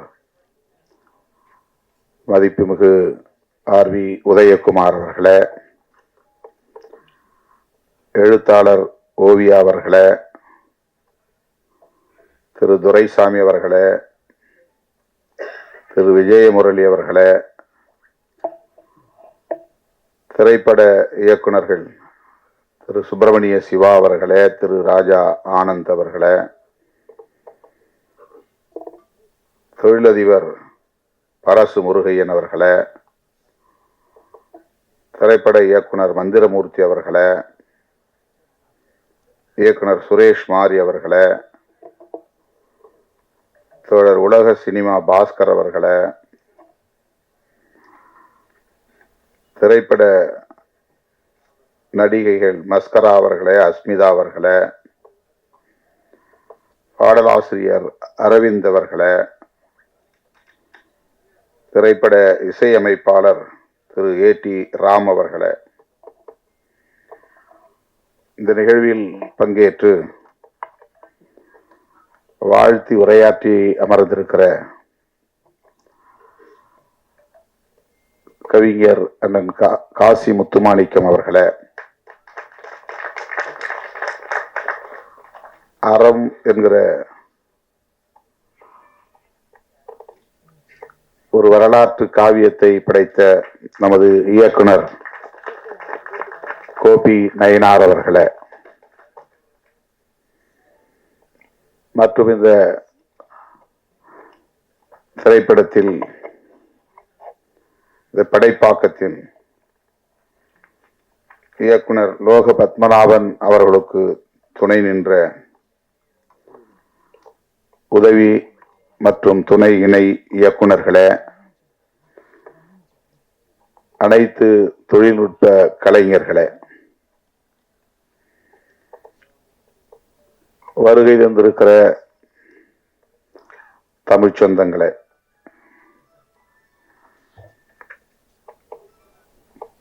திரு லோக பத்மநாபன் அவர்களே,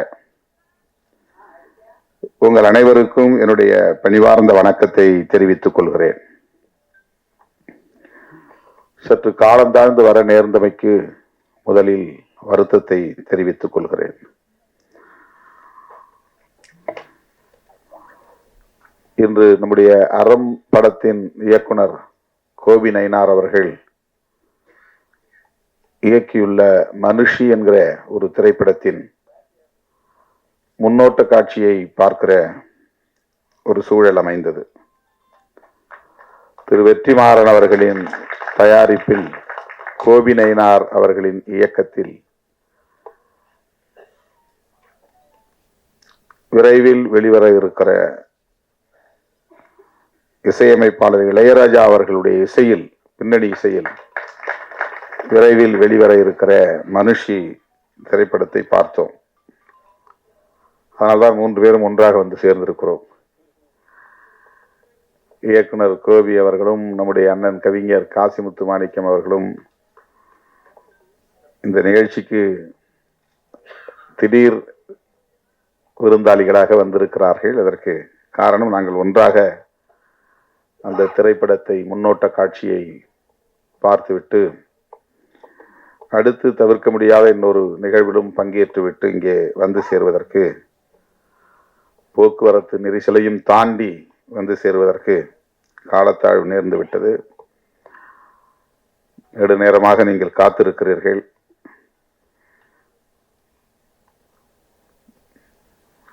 நான் நீண்ட நேரம் எடுத்துக்கொள்ள விரும்பவில்லை. லோக பத்மநாபன் அவர்கள் பேசும்போது 2010 நான் இந்த மேடையில் ஒரு உதவி இயக்குனராக ஏறி நிற்கிற வாய்ப்பு கிடைத்தது. 13-14 ஆண்டுகளுக்கு பிறகு ஒரு இயக்குனராக இந்த மேடையில் நான் வந்து நிற்கிறேன். இது ஒரு அருமையான தருணமாக நான் பார்க்கிறேன் என்று தன்னுடைய நெடிய பயணத்தை திரும்பி பார்க்கிறார். இந்த இடத்தை எட்டுவதற்கு ஒரு மாமாங்கம் தேவைப்பட்டிருக்கிறது. 12 ஆண்டுகளுக்கு மேலாக எப்படி இவர் இயக்குகிறார், எழுதுகிறார், நடிக்கிறார், இசையும் அமைக்கிறார் என்று பலரும் இங்கே வியப்பாக கேள்வி எழுப்பினார்கள். அதற்கு நான் விடை சொல்கிறேன் என்று தன்னுடைய போராட்ட வாழ்வை பகிர்ந்து கொண்டார். எத்தனை திரைப்படங்களில் உதவி இயக்குனராக, எத்தனை திரைப்படங்களில் துணை இயக்குனராக, இணை இயக்குனராக பணியாற்றினேன். தமிழை தாண்டி தெலுங்கு போன்ற பிற மொழிகளிலும் நான் பணியாற்றி இருக்கிறேன். 5 ஆண்டு காலம் இசை மாணவனாக பட்டய வகுப்பில் பயின்று தேர்ச்சி பெற்றிருக்கிறேன் என்று தனக்குள்ள தகுதி நிலைகளையும் இங்கே எடுத்துரைத்தார். இத்தனை தகுதிகள் இருந்தும், ஆற்றல் இருந்தும், அனுபவம், பட்டறிவு இருந்தும், தான் எண்ணியதை எய்துவதற்கு, அடைவதற்கு இந்த களத்தில் எவ்வாறு போராட வேண்டி இருக்கிறது என்பதைத்தான் அவருடைய உரை நமக்கு உணர்த்தி இருக்கிறது. 13 ஆண்டுகளுக்கு பிறகு ஒரு இயக்குனராக இப்போது அவர் இந்த மேடையிலே நிற்கிறார்.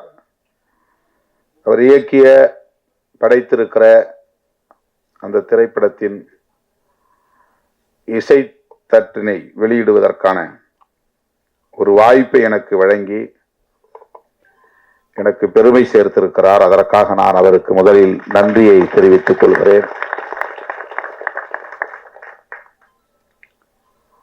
திரைப்படத்தை முழுமையாக பார்த்தால்தான் அதை பற்றி நாம் சொல்ல முடியும். ஆனாலும் அதன் கருப்பொருள் என்ன என்பதை நம்முடைய ஆர்வி உதயகுமார் அவர்களும் சரி, எனக்கு முன்னர் பேசிய அனைவரும் சரி கோடிட்டு காட்டியிருக்கிறார்கள், தொட்டு பேசியிருக்கிறார்கள். தமிழ்நாட்டில் காதல் என்பதும் ஒரு அரசியலுக்கான பேசுபடு பொருளாக மாறி இருக்கிறது. காதலை பற்றியும் பேசி அரசியல் ஆதாயம் தேட முடியும் என்பது தமிழக அரசியலில்தான் முதலாக நாம் பார்க்கிறோம். அரசியல் ஆதாயத்திற்கு காதலையும் பயன்படுத்துவது, அதையும் ஒரு மூலதனமாக மாற்றிக்கொள்வது.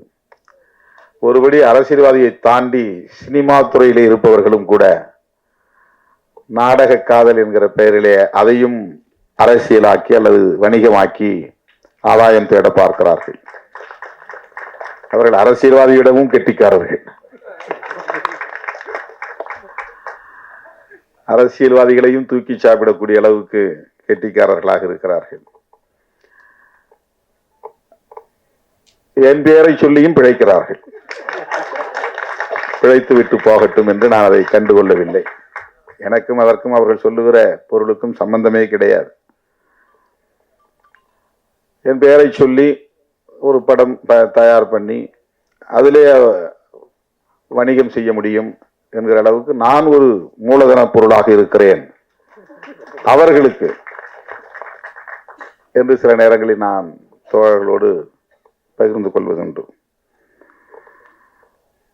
காதல் என்பது காலம் காலமாக பேசப்பட்டு வருகிற ஒரு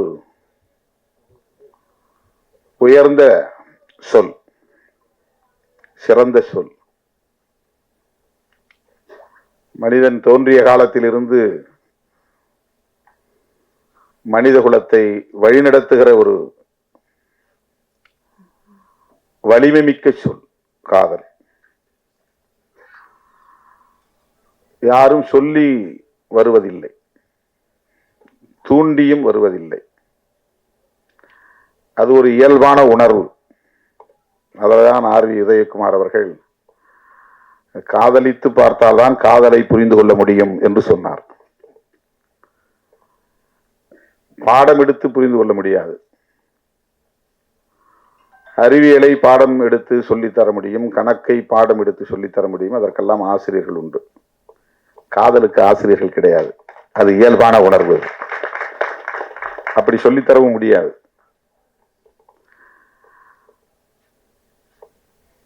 எல்லா உயிரினிடத்தும் இருக்கிறது. ஆண்கள் பெண் மனித குலத்தில் மட்டுமல்ல, உயிரினங்களுக்கு இருக்கிற ஒரு பொதுவான உணர்வு அது. அது உலகம் தழுவிய ஒரு பொது உணர்வு. எல்லா உயிரினத்துக்கும் பொதுவான உணர்வு அது. அது மனுஷனுக்கு மட்டும்தான் இருக்குங்கிறது கிடையாது.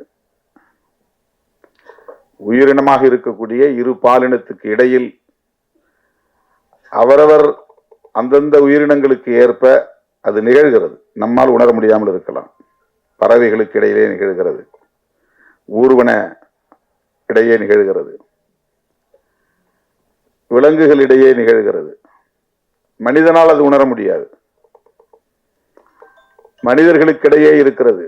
ஆனால் 100 விழுக்காடு ஒவ்வொருவரும் காதலித்துதான் திருமணம் செய்கிறார்களா என்றால் இல்லை.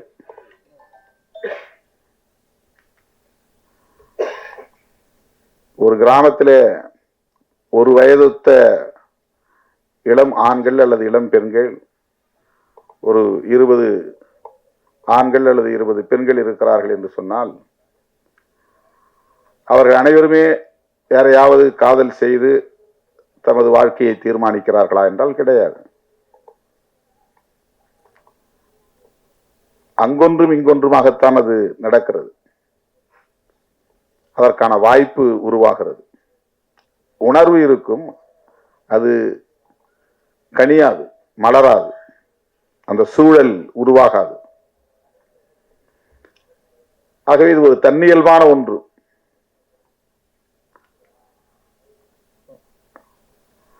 அதனை ஏதோ திட்டமிட்டு யாரோ சொல்லி டிஷர்ட் போட்டால், ஜீன்ஸ் போட்டால், கூலிங் கிளாஸ் போட்டால் பெண்கள் மயங்கி விடுவார்கள்.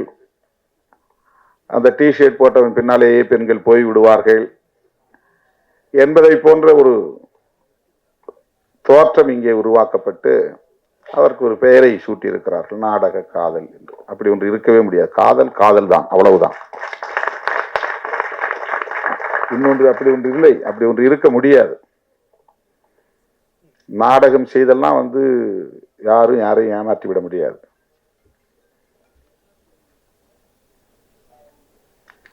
நாம் பெற்ற பிள்ளைகளையே நாம் குறைத்து மதிப்பிடுவதாக ஆகிவிடும். நாம் பெற்ற பிள்ளைகளையே நாம் அவமதிப்பதாக ஆகிவிடுவது, இழிவு செய்வதாக ஆகிவிடுவது.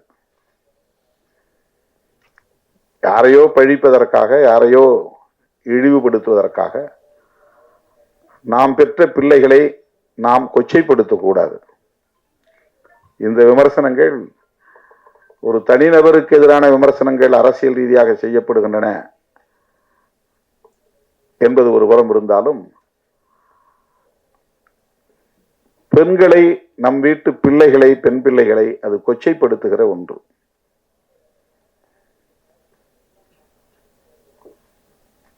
அதை ஒருபோதும் நியாயப்படுத்த முடியாது. என்னிடத்திலே ஒரு பத்திரிகையாளர் கேட்டார், நான் திருப்பி கேட்டேன், திருமாவளவன் பிறப்பதற்கு முன்பு இந்த மண்ணில் காதல் இல்லையா? நான் வந்த பிறகுதான் இங்கே காதல் என்ற சொல் புழக்கத்தில் இருக்கிறதா? இது எவ்வளவு பெரிய அபாண்டம், எவ்வளவு பெரிய வீண் பழி. இதை சொல்லுகிறவர்கள் தங்கள் வீட்டில் உள்ள பிள்ளைகளையும் கவனத்திலே கொண்டு, கருத்திலே கொண்டு பேச வேண்டாமா என்ற ஒரு கேள்வியை எழுப்பினேன். அருமை தோழர்களே, காதல் என்பது இயல்பானது என்றால் இயற்கையானது என்று பொருள். இயல்பு என்றால் இயற்கை என்றுதான் பொருள். அது ஒரு இயற்கையான உணர்வு. அது வலிந்து உருவாக்க முடியாது. ஒருவர் சொல்லி இன்னொருவர் அதை செய்யவும் முடியாது. ஆகவே திரைப்படங்களாக இருந்தாலும் சரி, நாவல் எழுதுவதாக இருந்தாலும் சரி, எந்த படைப்பாக இருந்தாலும் சரி, தவறான ஒரு தோற்றத்தை உருவாக்கக்கூடாது. இதுதான் என்னுடைய கருத்து, என்னுடைய வேண்டுகோள். காதலுக்கு ஏன் எதிர்ப்பு வருகிறது? எல்லா நாடுகளிலும் இது போல காதலுக்கு எதிர்ப்பு உண்டா? கட்டாயமாக இருக்கும். காதலுக்கு எதிர்ப்பு கட்டாயமாக இருக்கும்.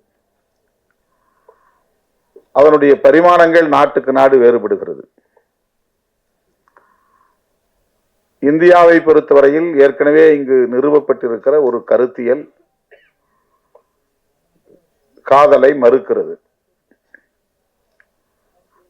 இனக்கலப்பு ஏற்பட்டு விடக்கூடாது அல்லது சாதி கலப்பு ஏற்பட்டு விடக்கூடாது என்பதுதான் அந்த கருத்தியல். சாதி தூய்மைவாதம் என்பதுதான் அந்த கருத்தியல். சாதி விட்டு சாதி திருமணம் செய்தால் ஒரு சாதிக்கான பாரம்பரியத்தில் களங்கம் ஏற்பட்டுவிடும். அந்த சாதி காப்பாற்றி வருகிற தூய்மை களங்கப்பட்டுவிடும். எனவே திருமணத்தை சாதிக்குள்ளேயே பண்ண வேண்டும் என்பது இங்கே ஒரு கருத்தாக நிறுவப்பட்டிருக்கிறது. எஸ்டாபிளிஷ்ட் அகமண முறை, எண்டோகாமி. இது எஸ்சி எஸ்டி மக்களுக்கும் இதர மக்களுக்கும் இடையிலான பிரச்சனை கிடையாது. ஒவ்வொரு சாதிக்கும் இடையிலான பிரச்சனை இது.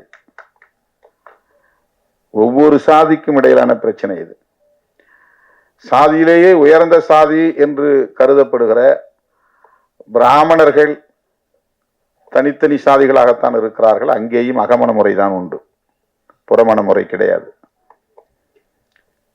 அங்கேயும் அகமண முறைதான். சாதி கலப்பு ஏற்படக்கூடாது என்பது அங்கேயும் இருக்கிறது.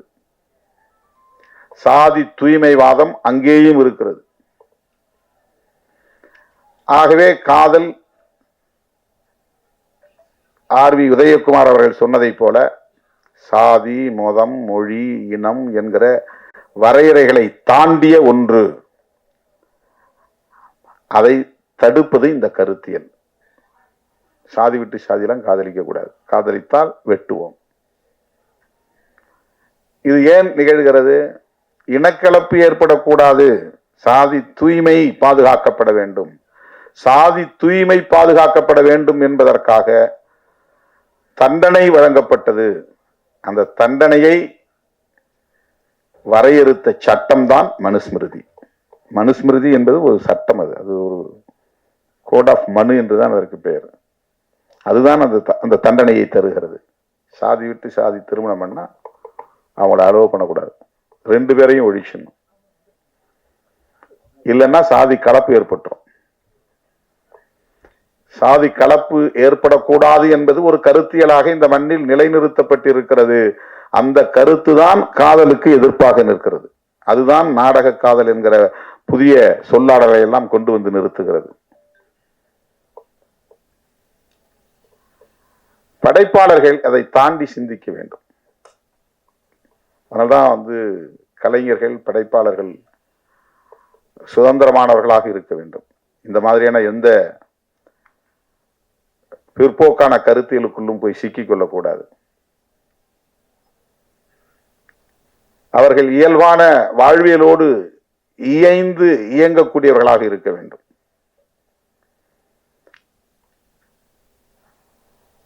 அந்த ஆளுமை உள்ளவர்களால் தான் சிறப்பான ஒரு படைப்பை தர முடியும்.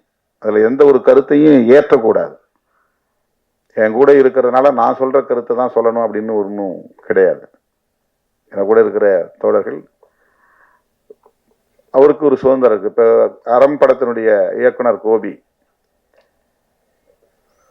நம்மோடு இணைந்து அரசியல் களத்திலும் பணியாற்றுகிறார்.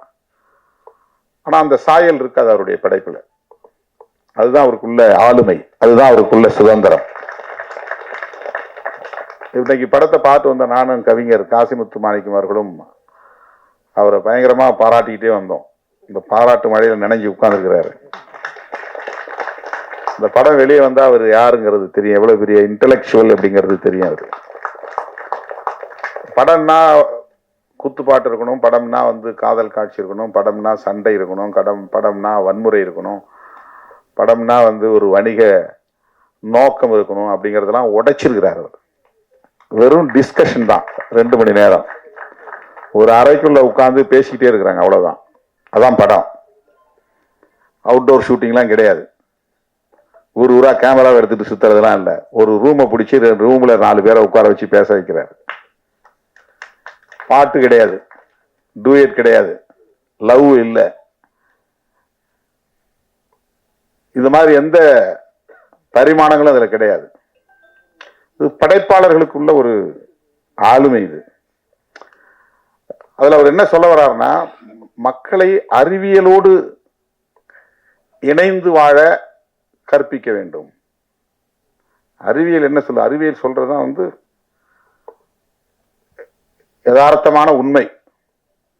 அறிவியல் தான் யதார்த்தமான உண்மை. அதுல எந்த விதமான புனைவும் இருக்காது.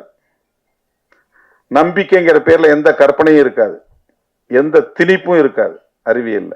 அறிவியல் அறிவியல் அவ்வளவுதான். அது நிறைய தத்துரூபமான காட்சிகள் அதுல பதிவு பண்ணியிருக்கிறாரு. பேப்பரை தூக்கி இப்படி எரிஞ்சா அது பறக்குது, அதே பேப்பரை கசக்கி போட்டா கீழே பொத்துன்னு விழுது. ஒரு பிசிக்ஸ். ஒரு ஹீரோயினை வச்சு சொல்றாரு. இது ஏன் பிள்ளைகளுக்கு சொல்லிக் கொடுக்கணும்? நீ வேற எதுவும் சொல்லி தராத. சாதி ஆண்ட பரம்பரையெல்லாம் சொல்லிக் கொடுக்காத, அரச பரம்பரையெல்லாம் சொல்லிக் கொடுக்காத. அவன் இந்த காலத்திலேயே ஆண்டா, இன்னைக்கு நீ பிச்சை எடுத்துட்டு தானே இருக்கிற. அவன் கோட்டையை கட்டி ஆண்டாலும் அவன் பரம்பரை இன்னைக்கு என்ன நிலையில இருக்கு? அது நிலைக்காதுங்கிறதான அர்த்தம். கோட்டை கட்டி ஆண்டவன் பிள்ளை அத்தனை அது பரம்பரை, நான் மறுபடியும் அதே கம்பீரத்தோட இருப்பேன், யானையில போவேன், குதிரையை போவேன்னு போக முடியுதா? முடியாது. இதுதான் வாழ்க்கை. கோட்டை இருந்த இடம் இப்ப மண்ணா கிடக்குது. அதனால அதை சொல்றத எந்த அர்த்தமும் கிடையாது. அறிவியலை சொல்லி கொடுங்கிறார் அந்த படத்துல. அறிவியலை சொல்லி கொடு. அறிவியல்னா பரீட்சைக்கு எழுதுறதுக்கான அந்த சயின்ஸ் இல்ல, வாழ்வியலே ஒரு அறிவியல் தான். அந்த அறிவியல் அடிப்படையில் தான் உயிரினங்கள் எல்லாம் வாழ்கிறது. கற்பனைகளிலும் கற்பனையான நம்பிக்கைகளிலும் சிக்கி கிடக்கிற உயிரினம் தான் மனித குலம். இதுதான் கற்பிதங்களுக்குள் சிக்கி கிடக்கிற சமூகம். எனக்கு இன்னும் ஒரு பாரம்பரியம் இருக்கு, நான் இந்த குடும்பத்தை சார்ந்தவன், அப்படிங்கு நான் வந்து இப்படிப்பட்ட ஆளு அப்படின்னு ஒரு ஈகோ, இது எல்லாமே கற்பிதங்கள். சாதி என்பது ஒரு கற்பிதம், மதம்ங்கிறது ஒரு கற்பிதம், கடவுள் என்பது ஒரு கற்பிதம். கடவுள் உண்டா இல்லையான்னு கேள்வி கேட்பேன். நீ கடவுள் நம்புறியா இல்லையா கேள்வி, அந்த டிஸ்கஷனை போகுது. உண்டா இல்லையாங்கிறது பிரச்சனை இல்லை, நம்புறியா இல்லையா. கடவுளை பற்றி நான் எதுவும் பேச தேவையில்லை. மனிதனுடைய வாழ்க்கை தான் முக்கியமானது. நான் எப்படி வாழணும்னு நினைக்கிறேன், அவ்வளவுதான். இந்த வாழ்க்கையை எப்படி நான் வாழ்ந்துட்டு போகணும். ஒரு அருமையான ஒரு உரையாடலை வந்து அவர் 2 மணி நேரத்துக்கான ஒரு திரைப்படமா உருவாக்கி இருக்கிறார். இப்படிப்பட்ட படைப்பாளர்கள் தான் வந்து இப்போ தேவைப்படுகிறார்கள். அதான் ரொம்ப முக்கியம். என் கூட இருக்கிறாரு, நீங்க வந்து நான் பேசுற அரசியல்லாம் நீங்க அதில் பேசக்கூடாதா, அந்த வசனங்கள்லாம் அதில் வைக்கக்கூடாதா, என்ன அந்த சாயல் இல்லை அப்படின்னு நான் வந்து அவரை தூண்ட முடியாது. அப்படி கருத்தை திணிக்கவும் கூடாது. அது வேறு. அவரு 24 மணி நேரம் அரசியல் பண்றாரு, ஆனா படத்துல அது அந்த சாயல் இருக்காது. இந்த சாயல் இல்லை. அறம்னு ஒரு படம் நீங்க பார்த்தா தெரியும். இப்போ கற்பிதங்களுக்குள்ளே சிக்கி கிடக்கிற மானுடத்தை மீட்பது என்பதுதான் படைப்பாளர்களின் போராட்டமாக இருக்க வேண்டும். கற்பிதங்களுக்குள் சிக்கி கிடக்கிற மானுடத்தை மீட்பதுதான் படைப்பாளர்களின் ஆளுமையாக இருக்க வேண்டும். அதுதான் ரொம்ப முக்கியமானது. ஆணவ கொலை என்பது ஒரு கற்பிதம். அது என்னன்னா அவனுக்கு வந்து பெற்ற பிள்ளையை விட 10 மாசம் சுமந்த பிள்ளை அவனுடைய வாழ்க்கையை விட நான் வந்து என் சாதி கௌரவம் தான் முக்கியம். இந்த வசனத்தை செம்பியன் மாதிரி வருது, எனக்கு சாதியும் கௌரவம் தான் முக்கியம் அப்படின்னு விட்டோம். இந்த சாதியும் கௌரவமும் தான் எனக்கு முக்கியம். என்ன கௌரவம்? சாதி அடிப்படையிலான கௌரவம். கௌரவம் கல்வி அடிப்படையிலான கௌரவம் அல்ல, அறிவு அடிப்படையிலான கௌரவம் அல்ல, ஆற்றல் அடிப்படையிலான கௌரவம் அல்ல, சாதி அடிப்படையிலான கௌரவம். செம்பியன் மாதவி படத்துல லோக பத்மநாபன் எழுதிய வசனத்துல வில்லனா நடிக்கிறவர் சொல்றார், எனக்கு சாதியும் கௌரவம் தான் முக்கியம் அப்படின்னு அப்படியே அருவாலை வச்சு ஹீரோவை வெட்டுறார். இது தமிழ்நாட்டில் மட்டுமல்ல, இந்தியா முழுவதும் உள்ளது. இது கற்பிதம். இது வந்து வரட்டு கௌரவம். நாம அந்த கௌரவ கொலைன்னு சொல்லுவாங்க, நான் வரட்டு கௌரவ கொலைன்னு சொல்லுவோம். இப்ப இது ஆணவ கொலைன்னு நம்ம பதிவு பண்றோம். அது வந்து ஒரு ஃபால்ஸ் பிரஸ்டீஜ். இது பிரஸ்டீஜுங்கிறது எது? நமக்குரிய மரியாதை என்பது என்ன? தன்மானம் தான் உண்மையான கௌரவம். என்னுடைய தன்மானம் தான் முக்கியமானது. ஒரு டிக்னிட்டின்னு சொல்றோம்ல, அந்த டிக்னிட்டி தான் முக்கியமானது. அதை எப்போது பெற முடியும்னா ஒரு தெளிவு, வாழ்க்கையை பற்றிய, மனித குலத்தை பற்றிய, அறிவியலை பற்றிய தெளிவு வருகிற போதுதான் அது நமக்கு புலப்படும்.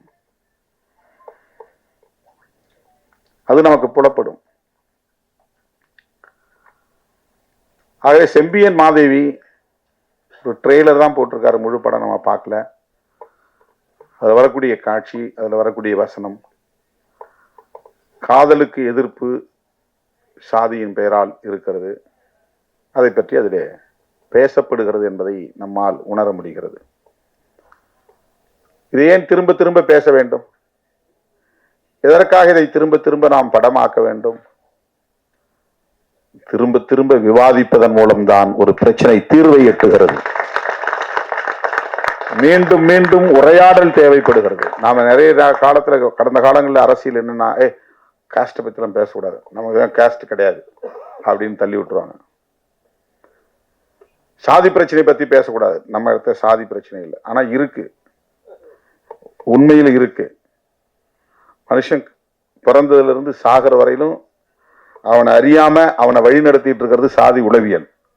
இந்திய மண்ணை பொறுத்தவரையில அவன் உடுத்துறதிலிருந்து, உண்ணுவதிலிருந்து, உறங்குகிற வரையில் அவனை அறியாமல் அவனை வழிநடத்துவது சாதி உளவியல்.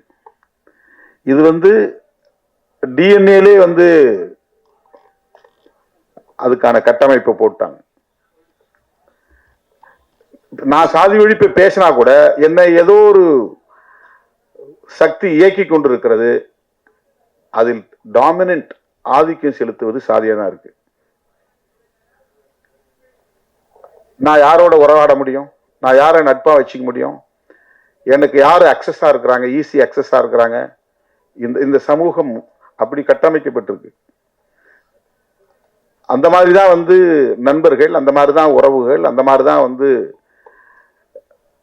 இயக்கம், நடவடிக்கைகள் இந்த மண்ணில் அமைக்கப்பட்டிருக்கிறது.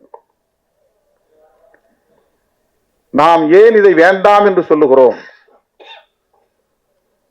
இதற்கு ஒரு நீண்ட நெடிய கசப்பான அனுபவங்கள் இருக்கிறது. நான் மட்டும் சொல்லவில்லை, ஐயன் திருவள்ளுவன் சொல்லியிருக்கிறார் 2000 வருடங்களுக்கு முன்னால். காதலை வாழ்த்துகிறார், சாதியை ஒழிக என்கிறார். இது ஐயன் திருவள்ளுவனுடைய நிலைப்பாடு. அதுக்கும் பின்னால போனால் கௌதம புத்தரும் அதுதான் சொல்றாரு. கௌதம புத்தர் ஏதோ ஒரு மதத்தை உருவாக்கிய குரு என்பதை போல, மடாதிபதி என்பதை போல இங்கே காட்டப்படுகிறது, அல்லது கடவுள் போல காட்டப்படுகிறது. கிடையாது. இந்த மண்ணில் சமத்துவம் இல்லை, சமத்துவத்தை உருவாக்க வேண்டும் என்பதற்காக ஒரு கோட்பாட்டை உருவாக்கியவர் கௌதம புத்தர். சுதந்திரம், சமத்துவம், சகோதரத்துவம் என்பதுதான் பௌத்தத்தின் அடிப்படை கோட்பாடுகள். அரசமைப்பு சட்டத்தில் பிரியாம்பிள் என்கிற முகப்புரையில அம்பேத்கர் அவர்கள் எடுத்து கையாளுகிற இந்த சொற்கள் பகவான் புத்தரின் போதனைகளில் இருந்து நான் எடுத்து கையாண்டது என்று புரட்சியாளர் அம்பேத்கர் அவர்கள் விளக்கம் தருகிறார். பிரெஞ்சு புரட்சியிலிருந்து நான் எடுக்கல, அவருடைய போதனைகள் இருந்து. ஆக அவரும் இந்த சாதியின் பெயரால் இருக்கிற சமத்துவமின்மையை எதிர்க்கிறார். சனாதனத்தால் நிறுவப்பட்டிருக்கிற சமத்துவமின்மையை எதிர்க்கிறார். பிறப்பின் அடிப்படையில் உயர்வு தாழ்வு என்று இங்கே நிறுவப்பட்டிருக்கிற இந்த கருத்தியலை, இந்த உளவியலை அவர் கட்டுடைக்கிறார். அதுதான் பௌத்தம். ஆகவே இது ஏதோ புதுசா நாம பேசுற அரசியல் கிடையாது. நாம இப்ப பேச வேண்டாம், காதலுக்கு மரியாதை கொடுக்கணும், காதலை சாதியின் பெயரால தடுக்க கூடாது அப்படின்னு நம்ம பேசுறோம்னா இது நம்முடைய கருத்து கிடையாது. இப்ப 1000 ஆண்டுகளுக்கு மேலாக இங்கே பேசப்பட்டு வருகிற கருத்து தான். ஆக இன்னும் உரையாட வேண்டிய தேவை இருக்கிறது. இந்த 2000 வருஷம் பத்தல, இன்னும் உரையாட வேண்டிய தேவை இருக்கிறது. இன்னும் 2000 வருஷம் கூட பக்குவம் அடைவதற்கு, உயர்ந்த நிலையை எட்டுவதற்கு, உளவியல் பக்குவமடைந்த உளவியலை பெறுவதற்கு இன்னும் பல 100 ஆண்டுகள் கூட ஆகலாம். நாம் எந்த அளவுக்கு இந்த உரையாடலை இன்னும் கூர்த்திட்டுகிறோமோ ஜனநாயக பூர்வமாக, இது சரி, இது தவறு, இது வேண்டும், இது வேண்டாம், இது நியாயம், இது அநியாயம் என்கிற அடிப்படையிலே இந்த உரையாடல்களை நாம் கூர்த்திட்ட அது விரைவாக ஒரு பக்குவமடைந்த நிலையை எட்டும். ஆகவே செம்பியன் மாதவி போன்ற திரைப்படங்கள் இன்னும் இங்கே தேவைப்படுகிறது. ஆணவ கொலைகள் குறித்த விவாதங்களை இன்னும் கூர்த்திட்ட வேண்டிய தேவை இருக்கிறது. இது மோதலுக்காக அல்ல, தீர்வுக்காக. இது வன்முறையை தூண்டுவதற்காக அல்ல, ஒரு நல்ல வாழ்வியலை கட்டமைப்பதற்காக. உரையாடல் நிகழ்த்தாத எந்த பிரச்சனையும் தீர்வை தராது. புருஷன் பொண்டாட்டிக்கு இடையில பிரச்சனை இருந்தா கூட மூஞ்சி மூடிச்சிட்டு கூடாது, பேசணும். திருவி கூடாது, பேசணும். என்னங்கிறத அதுக்குன்னு நேரத்தை ஒதுக்கி வச்சு பேசணும். அப்பதான் அதுக்கு தீர்வு கிடைக்கும். பேசாத எந்த பிரச்சனைக்கும் தீர்வு இல்லை, உரையாடல் இல்லாத எந்த சிக்கலுக்கும் தீர்வு கிடையாது. ஆகவே இது போன்ற படைப்புகள் எல்லாம் உரையாடல்களுக்கான படைப்புகள், தீர்வை நோக்குகிற, தீர்வை நோக்கி பயணிக்கிற உரையாடல்களை உருவாக்குவதற்கான படைப்புகள். அந்த களத்தை தேர்வு செய்து லோக பத்மநாபன் அவர்கள் துணிந்து அந்த கருப்பொருளை எடுத்து கையாண்டிருக்கிறார். அதை இன்றைக்கு ஒரு படைப்பாக நம் இடத்திலே தமிழ் சமூகம் உணர வேண்டும் என்கிற வகையிலே சமர்ப்பிக்கிறார் என்பது பாராட்டுதலுக்குரியது. அவருடைய முதல் படம், அவருடைய இயக்கத்தில் வெளிவருகிற முதல் படம் மாபெரும் வெற்றியை பெற வேண்டும். அவர் மிகச்சிறந்த இயக்குனர் என்கிற நிலையை எட்ட வேண்டும். இந்த வணிகமயமான கதை பின்னலுக்குள்ளே போய் சிக்கிக் கொள்ளாமல் ஒரு படம் எடுத்தால் கூட, அவர் ஒரு 7-8 வருஷத்துக்கு முன்னால் எடுத்தார், ஆனா அறம் இன்னைக்கும் பேசப்படுகிறது. ஒரே ஒரு படம் தான், ஒரே ஒரு சின்ன கருப்பொருள் தான். ஒரு படம் எடுத்தால் கூட, அதுக்கப்புறம் படம் கூட தேவையில்லை. ஆனால் அதிலே மனித குலத்துக்கு நாம் என்ன சொல்லுகிறோம், எப்படி அவர்களுக்கான வழிகாட்டுதலை தருகிறோம், அதை எப்படி உரையாடலுக்கு உட்படுத்துகிறோம், அதுதான் ரொம்ப முக்கியம். இந்த படம் வந்த உடனே ஒரு 10 நாள் பேசுபடு பொருளாக மாறும், ஒரு கோடி கோடியாக பணம் கொட்டும், அதில் பெரிய பயனடைவாங்க. அதுக்கப்புறம் அது போய் இது எங்கேயோ ஒரு வாரத்தில் கிடக்கும். அதுக்கப்புறம் அது யாரும் பேச முடியாது. அப்படி படைப்புகள் அப்படி இருக்கக்கூடாது. ஆகவே செம்பியன் மாதேவி படத்தை எழுதி இயக்கியிருக்கிற, இசையமைத்திருக்கிற லோக பத்மநாபன் அவர்கள் ஒரு முற்போக்கான சிந்தனையுள்ள, சமூக மாற்றத்தை விரும்புகிற, இயல்பான இயற்கையான வாழ்வியலை மனித குலத்துக்கு எடுத்துரைக்கிற ஆற்றல் வாய்ந்த ஒரு படைப்பாளராக பரிணமிக்க வேண்டும். இன்னும் இன்னும் அவருடைய புகழ் ஓங்க வேண்டும் என்று சொல்லி இந்த வாய்ப்புக்கு நன்றி கூறி முடிக்கிறேன். நன்றி, வணக்கம்.